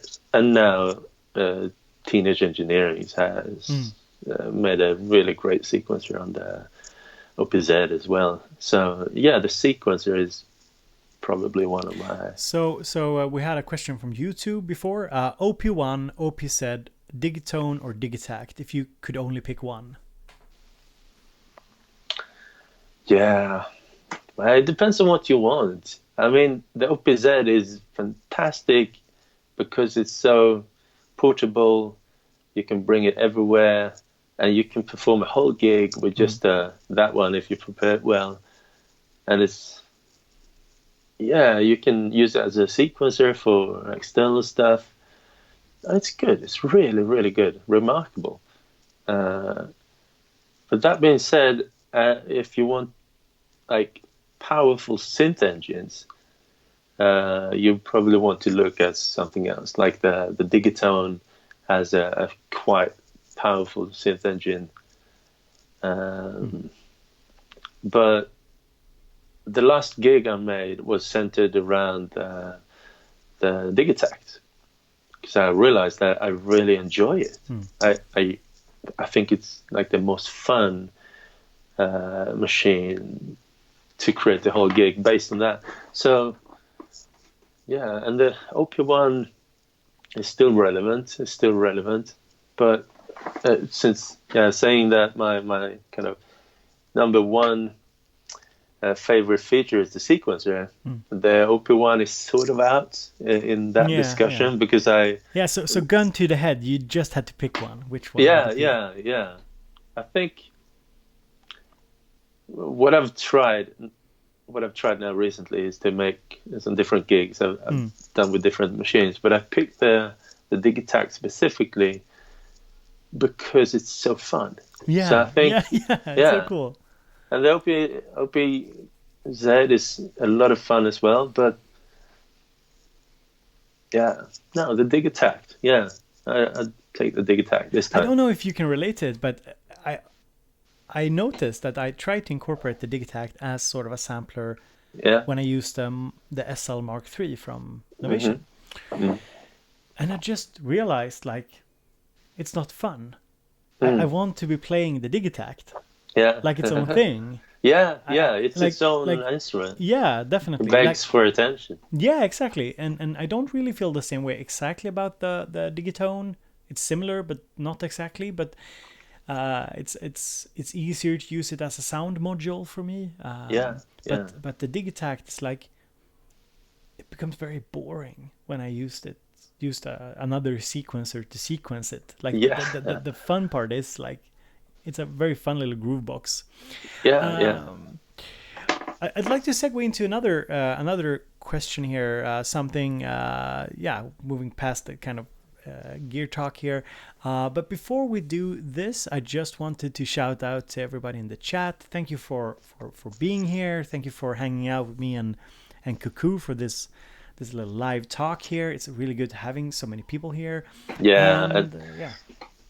And I kind of keep an eye on the chat as well, but I just focus on the camera talk instead. And if you guys have questions, be sure to leave them in the live chat as well. Stuff you'd like us to address, and be sure to check out Cuckoo. I've linked his YouTube. Most of you are probably already subbed to him, and you can also check out his Patreon. So the Patreon is down there. And wait, I have to put you on screen. Oh, there we go. And he has some new merch. We gotta pimp that merch. Yeah, Link I in bio. created some new T-shirts recently. I partnered up with what are they called again? Create. Oh, I forgot the name of my partner. That's not a good sales pitch.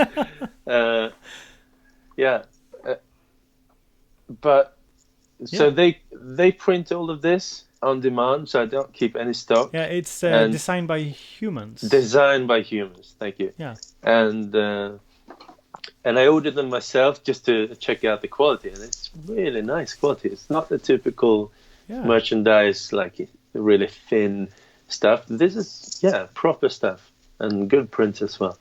So you can go to to my store by typing in store dot no, that's my other store, t-shirts.truecuckoo.com.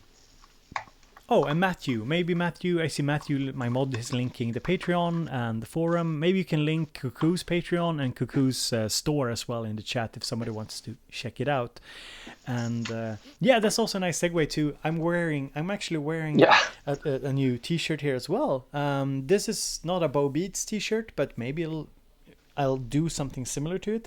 And it's made by Steve Holmes, who's I call him a friend. He's made the intros for my channel. Of course, I paid him to do it, but yeah, and he might be making some BoBeats merch together with me. So maybe.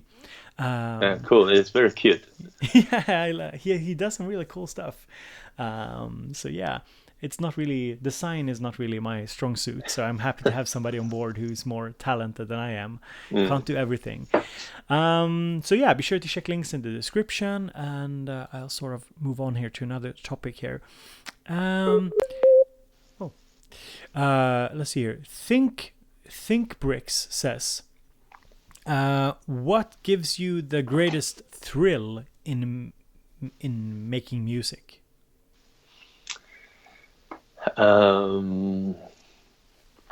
Yeah, I think the last time I got a thrill was when I played in Moscow, a live gig, and you can see that they're enjoying it, but you're not sure.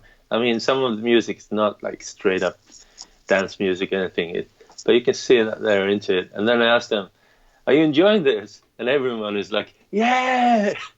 That is like a real thrill to feel like people relate to it or take it all in, and that's awesome. Yeah.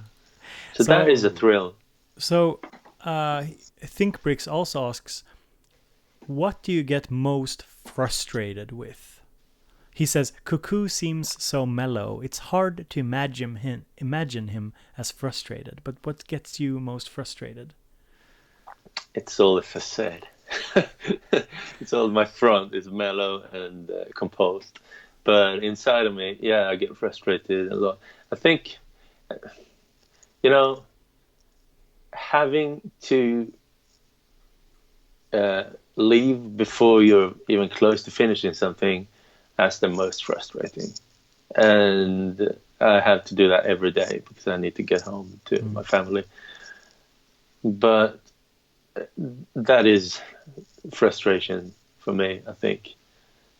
It's a tricky one. And it kind of, I want to be more efficient. I want to be more professional. I want to be like very, structured. But it's when I'm creating stuff, I get into the mood, and it's all about emotional. It's so emotionally connected, and it's creation of art, whether it's good or bad or just a little sound. It's kind of art for me.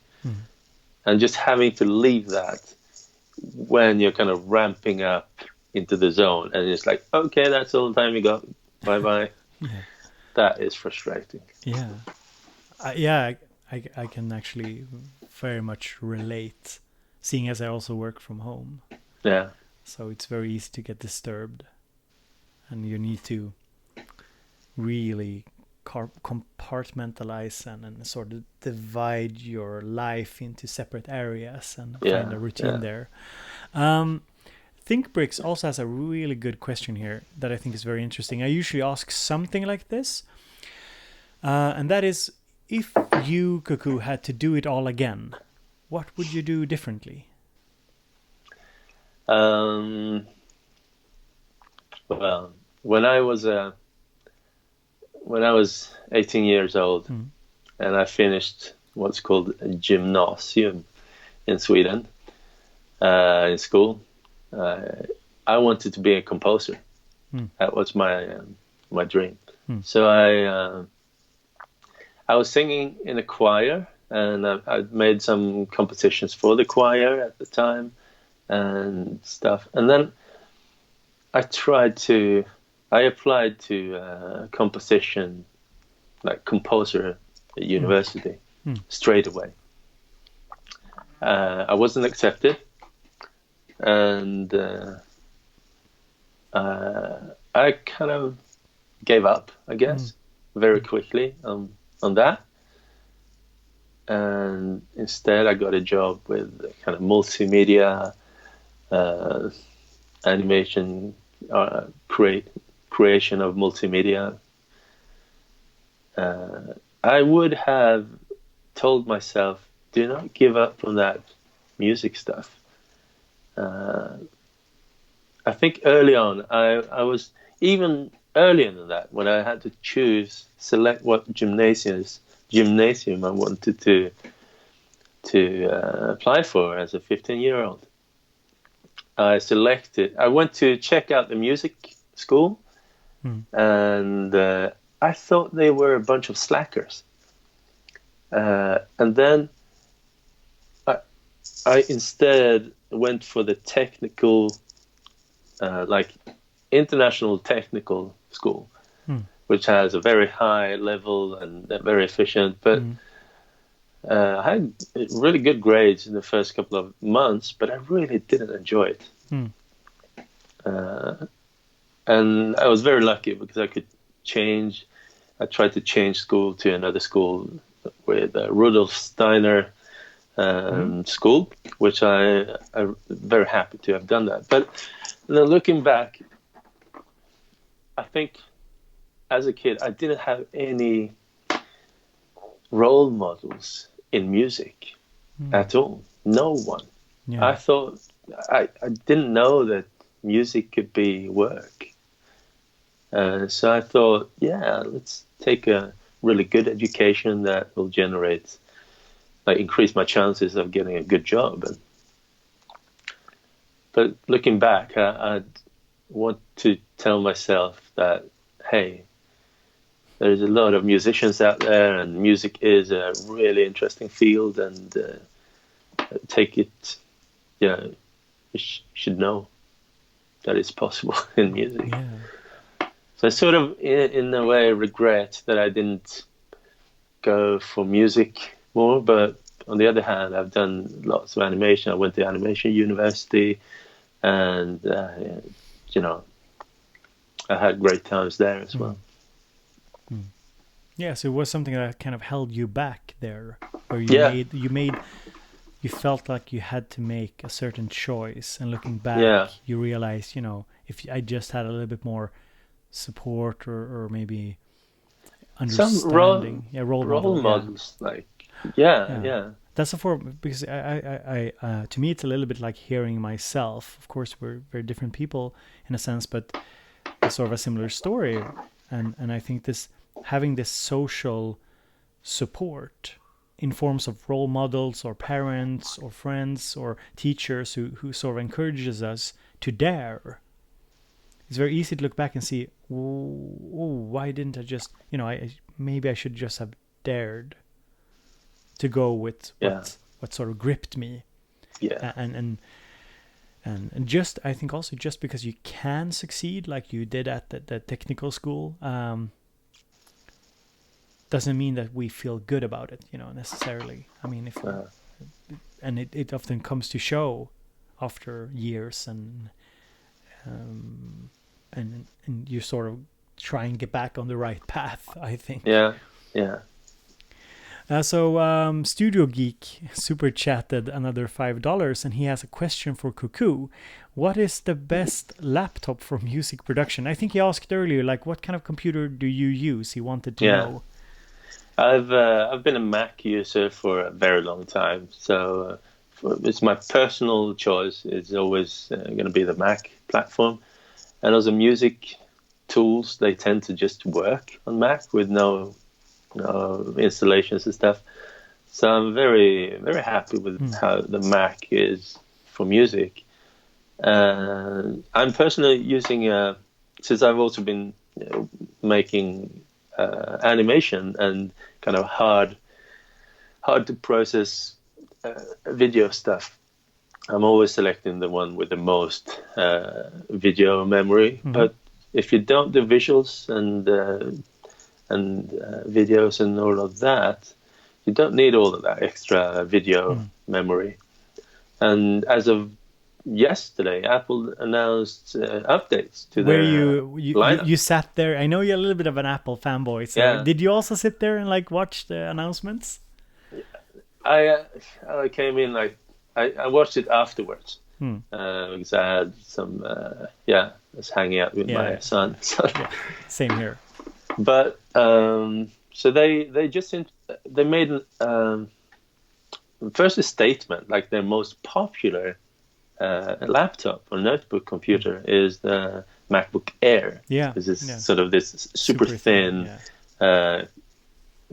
computer, and they made a very significant update to that machine. So now I'd say that maybe that could be like the perfect computer for music making, because it's very powerful. You can select a processor that it's a bit more powerful than the base model.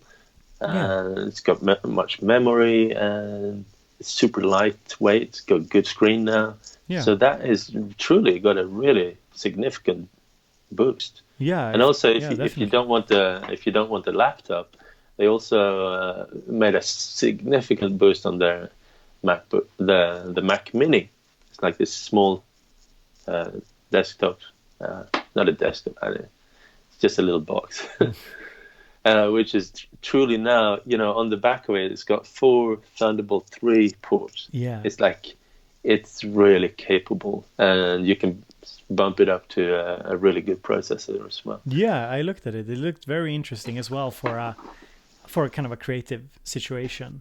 Maybe not for like video editing and animation. It might be a little bit too slow, but I think definitely for like music, the Air, the entry level MacBook Pros, the Mini.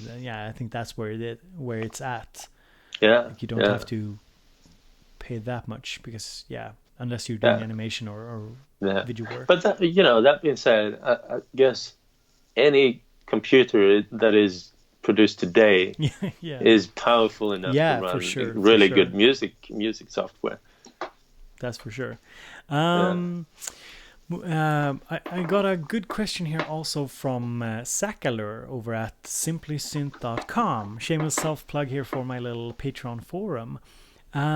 He says, what advice would Kookoo have for artists trying to develop the confidence and overcoming crushing self-doubt that we all feel when contemplating putting our creative material out into the world?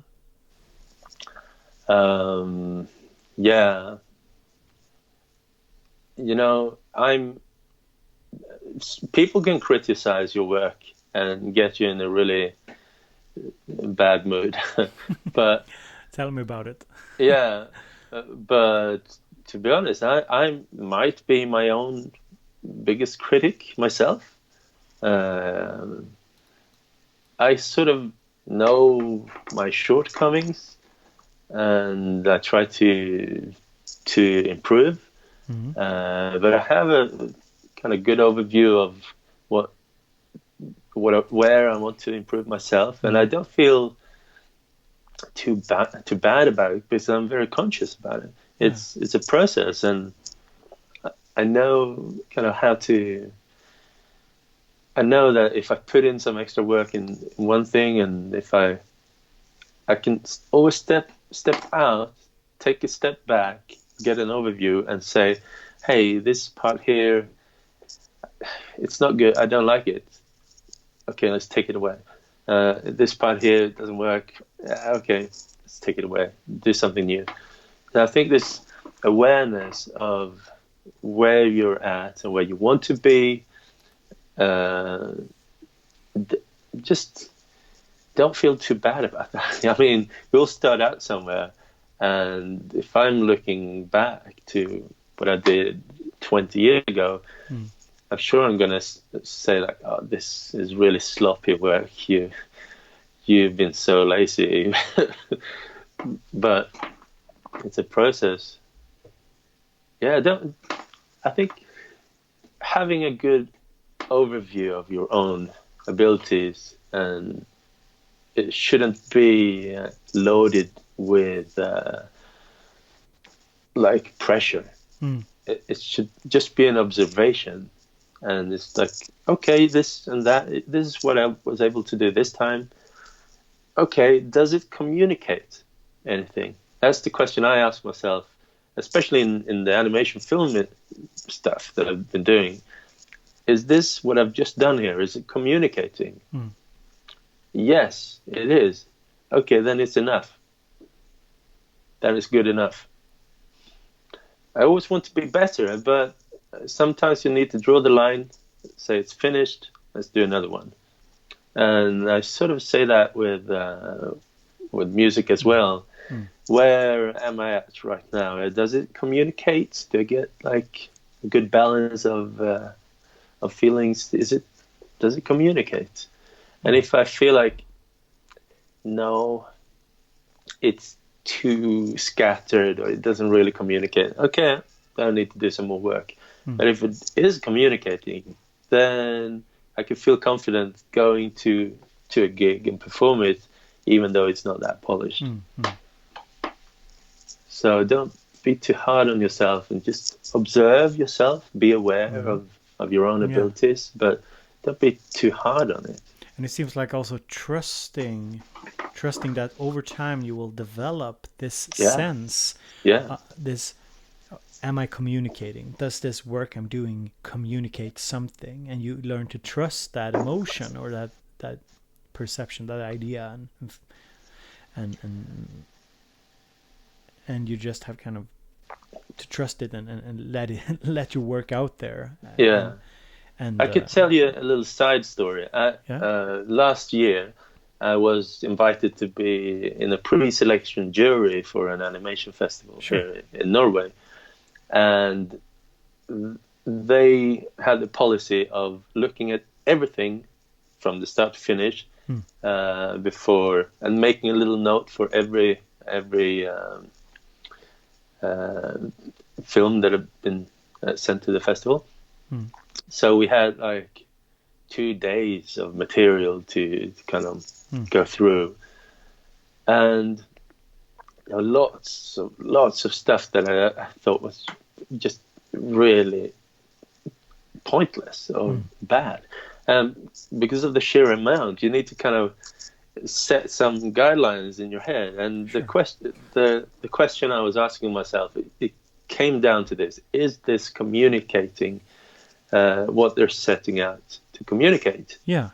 If the answer is yes, then it's a filmmaker that has something to tell and the ability to do that. If the answer is no, then it's most probably just something that they made because they like animation, or they just put it together, or they're just not making it with the intent of communicating. A more of a stereotype idea, or more of a concept, or so when I'm looking at other people's music, also I think, is this communicating something? It doesn't need to be lyrics. It doesn't have to communicate a story, but something. I often tell my students, because I teach, of course, very theoretical subjects. So I tell my students, we have different assignments, and I always do one assignment with them, which is that they are supposed to teach. They're supposed to do something with their comrades, their class peers, and I tell them, you can do whatever on this subject, whatever. There's no rules, but it has to be meaningful. You have to communicate something which you think is meaningful, and they get so stressed out. Because even though they are teachers, they have not learned to trust that inner voice, that that ability to discern what is meaningful to me. And if you can't know what's meaningful to you, it's very hard to communicate something with meaning to others.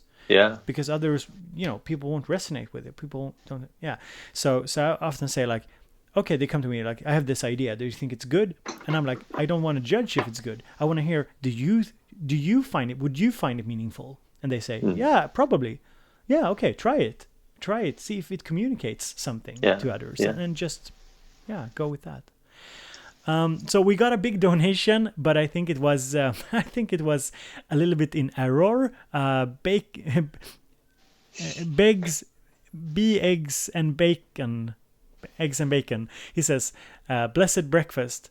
How important would you say a mentor is? How do you get one? So before we answer that, I just want to say, if you want to refund that donation, I am not entirely sure how it's done. I don't really have any options here, and I will check after the stream if I can refund it somehow. So I'll look into it. Yeah. But anyway, I think it was supposed to be not 269, but 2.6 or something, or 26 or something. Anyway, so the question was, how important would you say a mentor is, and how do you get one? I have no idea where to get one. Craigslist? I think, No. I mean, this is also comes down to this role model thing.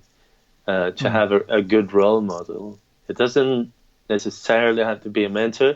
I mean, it's great to have a mentor. If you're taking a course at a university or a private school or something, then you will sort of have a mentorship somehow there, I think. But if this is something you're doing on your own, sometimes people ask me if I could be the mentor if I make like private Skype calls or Skype mentorship and stuff, and it's taking a lot of time. So I say no all the time. I made like 1 or 2 chats, and although it feels meaningful, I think,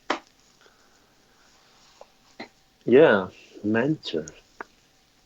What I guess another way to look at it is like, out of all the people we are communicating with, what do you think are signs of what could be a good mentor? I think a good mentor is someone that helps you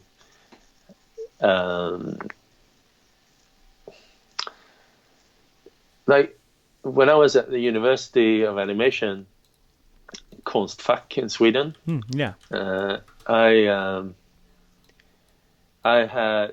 didn't have like a mentor, but we had guests, guest animators and guest artists that came, and one of them was a Polish animation director called Piotr Dumala. He was great, very interesting, smart, intelligent, and with a big open mind, with lots of creative ideas.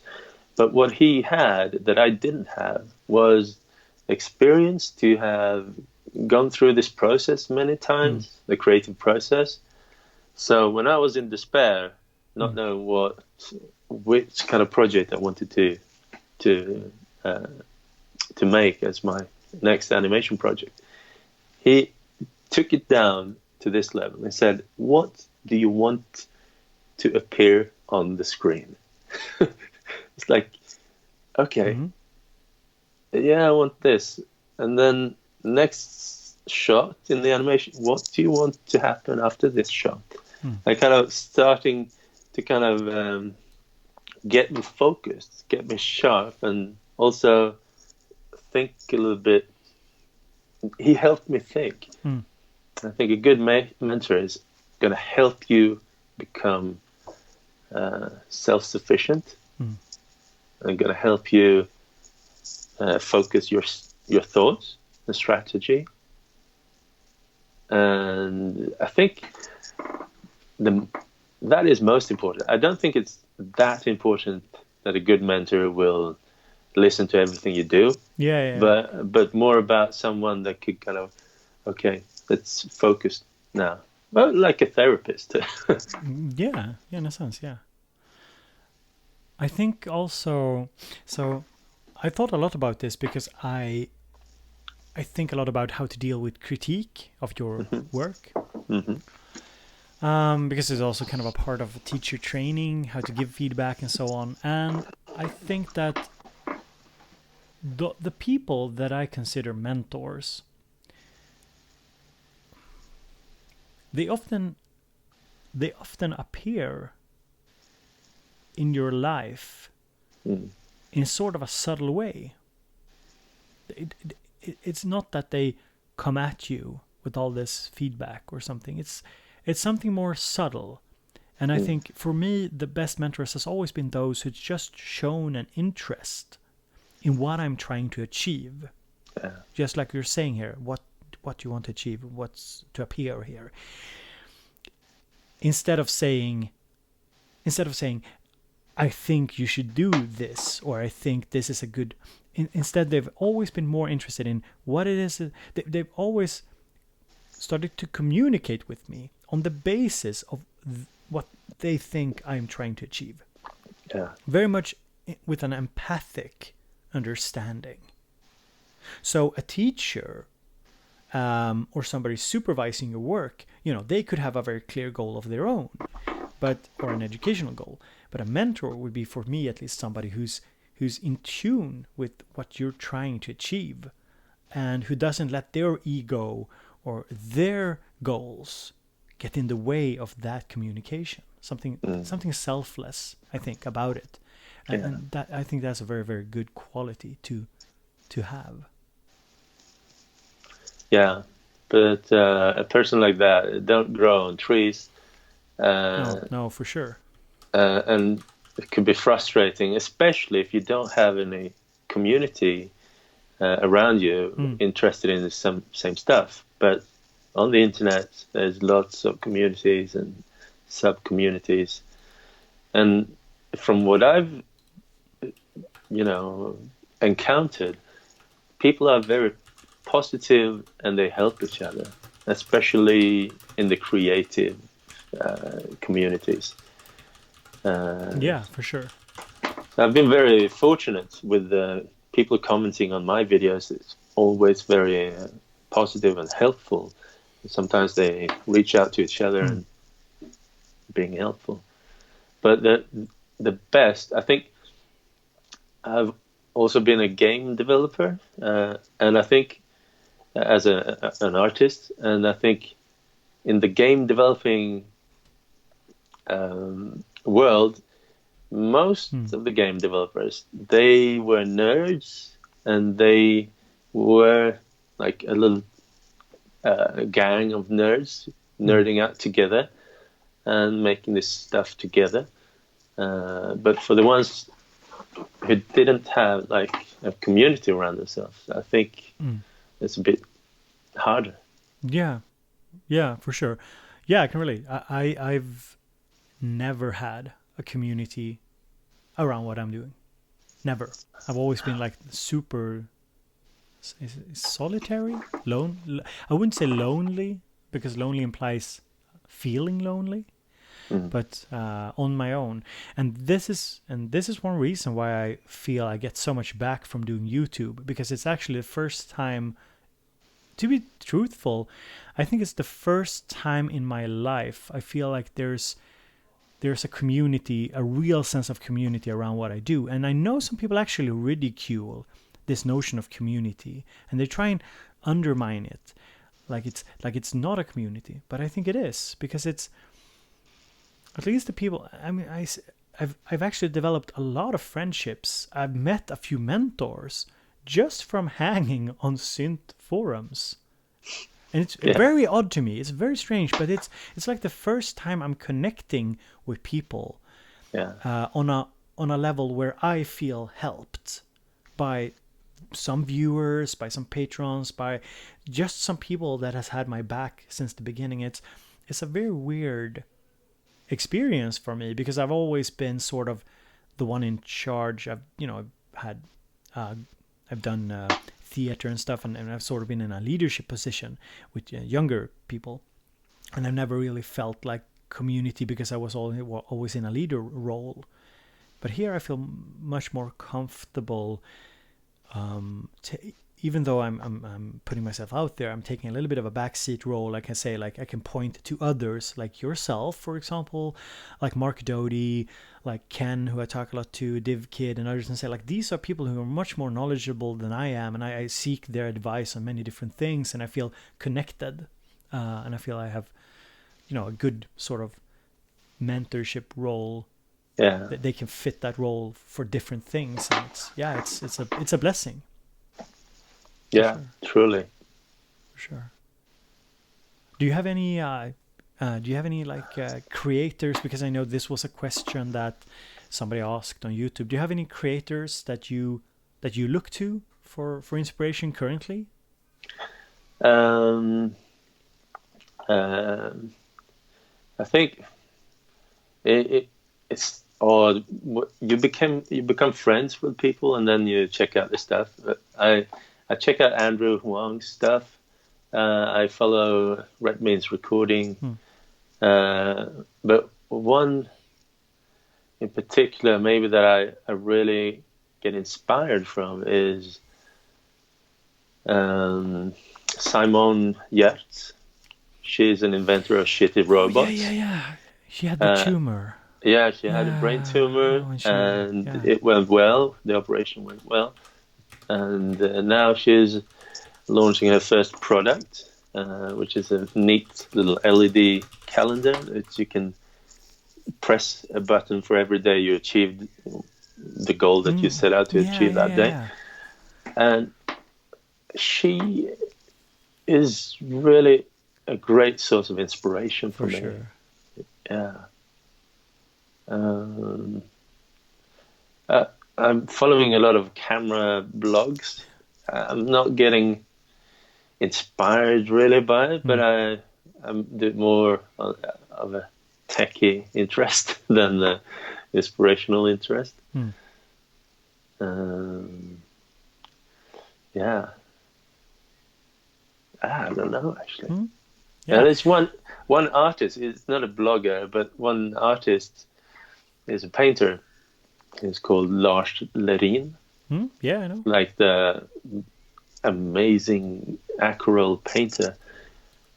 Just makes these amazing paintings, and it seems so effortless, but it's like, it's astonishing. Stuff like that inspires me. He also seems like a very wonderful person, if I don't misremember. Very kind and not overly ego. Yeah. Like very mellow. Yeah. I think, if I'm not misremembering him. I think we are at a time where it's kind of good to wrap things up a little bit. So before we sort of say our goodbyes to the chat, I just want to say also, if you have any like big questions or quick questions rather that you really want us to answer, you should just put them in the chat at the moment. But I do want to say, I want to take another question here from my patrons. It's from Sakalur, and I think this is a question that many people want an answer to. Is there an interesting story with how Kookoo came up with the idea to use his signature shaving mirrors in his videos? It's just a practical solution. I think seeing videos of hands and gear, I felt like I wanted to communicate at the same time as I see the stuff that I'm shooting. I'm not sure when I made the first video with a mirror, but I remember specifically once that I used a mirror, and that's actually I was gonna stop YouTubing, and I made a video with the OP1 with a song called Goodbye, and I set it up like at an angle on a black table. I had a long plastic mirror that was a bit wonky, so I was a bit distorted in the mirror because I wanted to show my face, because I was going to sing at the same time as playing. And the logistics of showing a face and hands at the same time, it's really difficult, because if you're going too far away, you don't see the little stuff. You see the whole thing, but you don't see Trying out with some magnifying glasses, but the focal point was all messed up. So when I put that mirror there, and I thought, wow, this looks really nice, like a huge bendy mirror and the OP1 there. And I made a little video of this song. And I got so much response from that performance. So that was kind of the starting point for me to go back into music and YouTubing and stuff. I think maybe that's when the mirror was born, in a way, in a big way. That's awesome. That's awesome. The communication. Does it communicate? Yeah, with the mirror, I feel like I can communicate better. That's awesome. So I guess we're sort of closing things up for today. We've been a little bit. If you're here now, if you're just joining the live stream of this, we've been going. I think it's about 2 hours now, and we've been going over like Cuckoo's a day in Cuckoo's life, a bit of creativity. We talked a lot. I think we talked a lot about creativity and the creative life. Yeah. I think talked a little bit about video games as well and video game music. Touched on a lot of different things. And of course, guys, you should. I'm putting you on full screen, so you should go and check out Cuckoo's merch.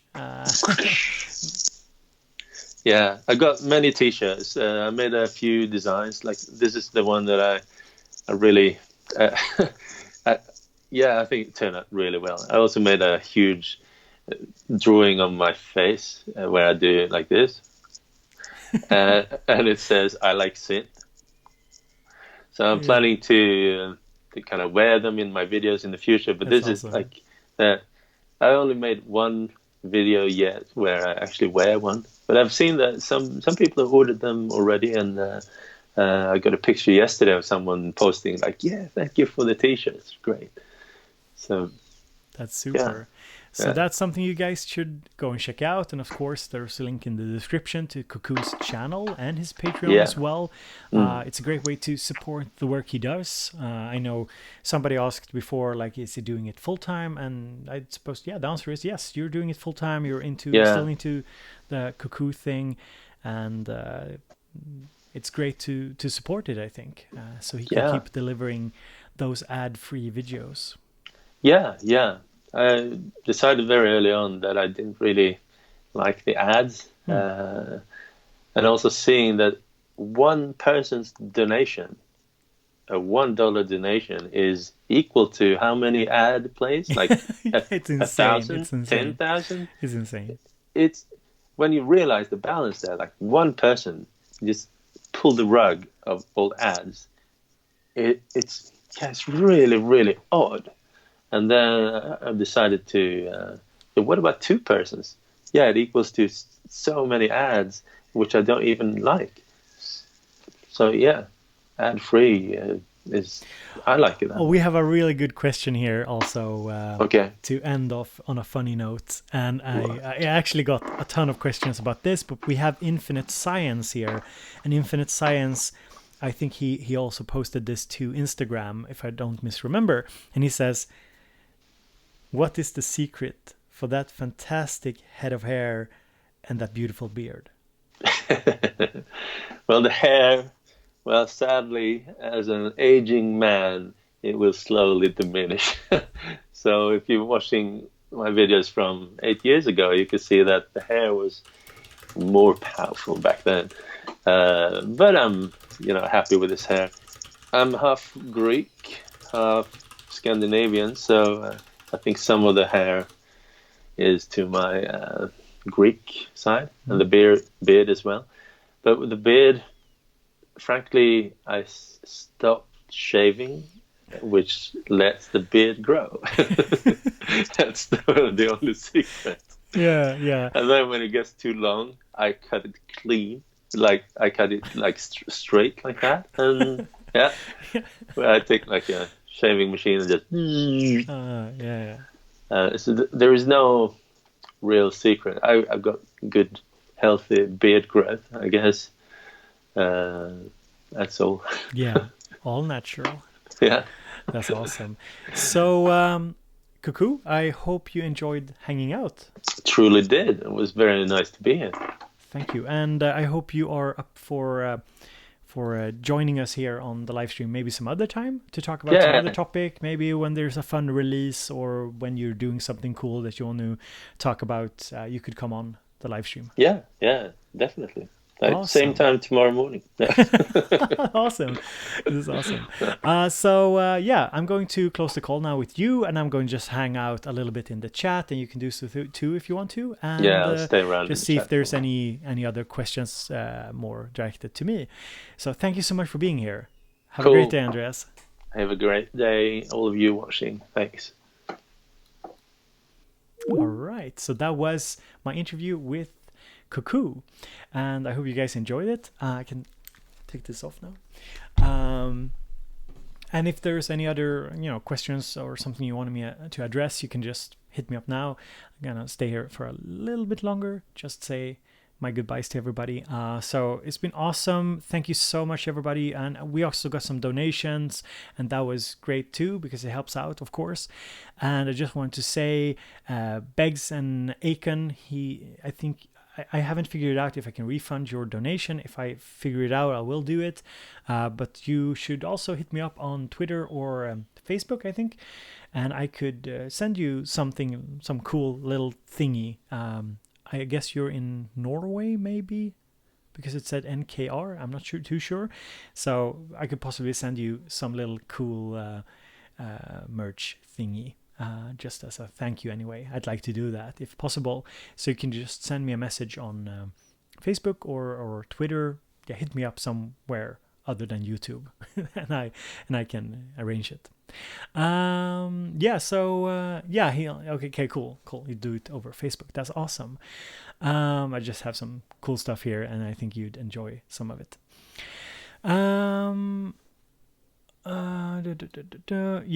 Matthew. I went into the studio real quick and I kind of can't figure it out. It's a bit confusing, but we'll sort it.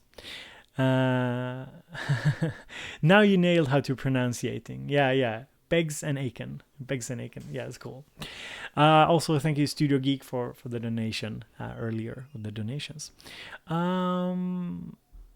Yeah, and it was a pleasure having Cuckoo on. I have some other guests that I've planned for interviews this autumn. I've talked to Heinbach, and I'm sorry, Stefan, if you're watching it. I should have set this up with you now. It's been kind of crazy time-wise. But Heinbach, I want to have on, and Jacob Hack, I've promised him that we do it, and I want to have him on. So that'll happen as well. Those are the two main guests, I guess, for this autumn. But don't be afraid to leave suggestions on my social media for other people that you want me to have on. It's also a good way for me to kind of get to know other creators. And I'd love to have Mark Doty still on. So, there's different plans to make that happen as well. Just trying not to wear myself down too much, doing too many different things. So kind of spacing it out a bit. But it's definitely something that will happen, or I'll try my best to make it happen anyway. As always, if you want to support the content I make, the best way is to become a patron over at patreon.com/BoBeats. It's a great way to, make me able to sit here and talk to cool people, as well as make videos and also make a little bit of music. The next video I have planned for you guys is about how to start making a song, and I'll outline 3 principles that I use when I use samples as a start. So it's not really like a beat maker video, but it's some principles that I've learned from beat making, I suppose. Hopefully it'll be inspiring, at least. I don't think the techniques are that complicated or deep or advanced. It's more I'd want to put emphasis on that you can do a lot with samples, and hopefully you'll find that creative and inspiring. And it's also in an effort to focus more also on the creative music making process, which is something I really want to add a little bit more attention to on my channel. So definitely something I will do.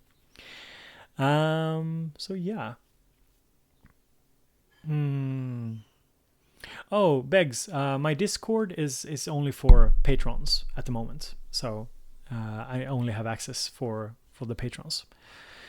Yeah. Just how about the chat with Doll is jamming? Yeah, it's something I've been considering for sure. I've also thought about having Rachel on Collier, and also I never remember her name, but there's a beat maker, female beat maker, who I'd like to have on, that I think does some really interesting stuff as well, and really makes stuff happen for her. So I think it could be very interesting.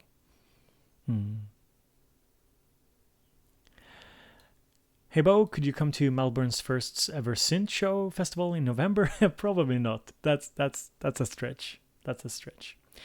So guys, thank you so much for being here. As always, I'm very, very humbled by the support you give me and Cuckoo and others in the creative space. And now my wife tells me it's lunch. She's at home today with the kids. So I'm going to head off, and I hope you have a super pleasant day.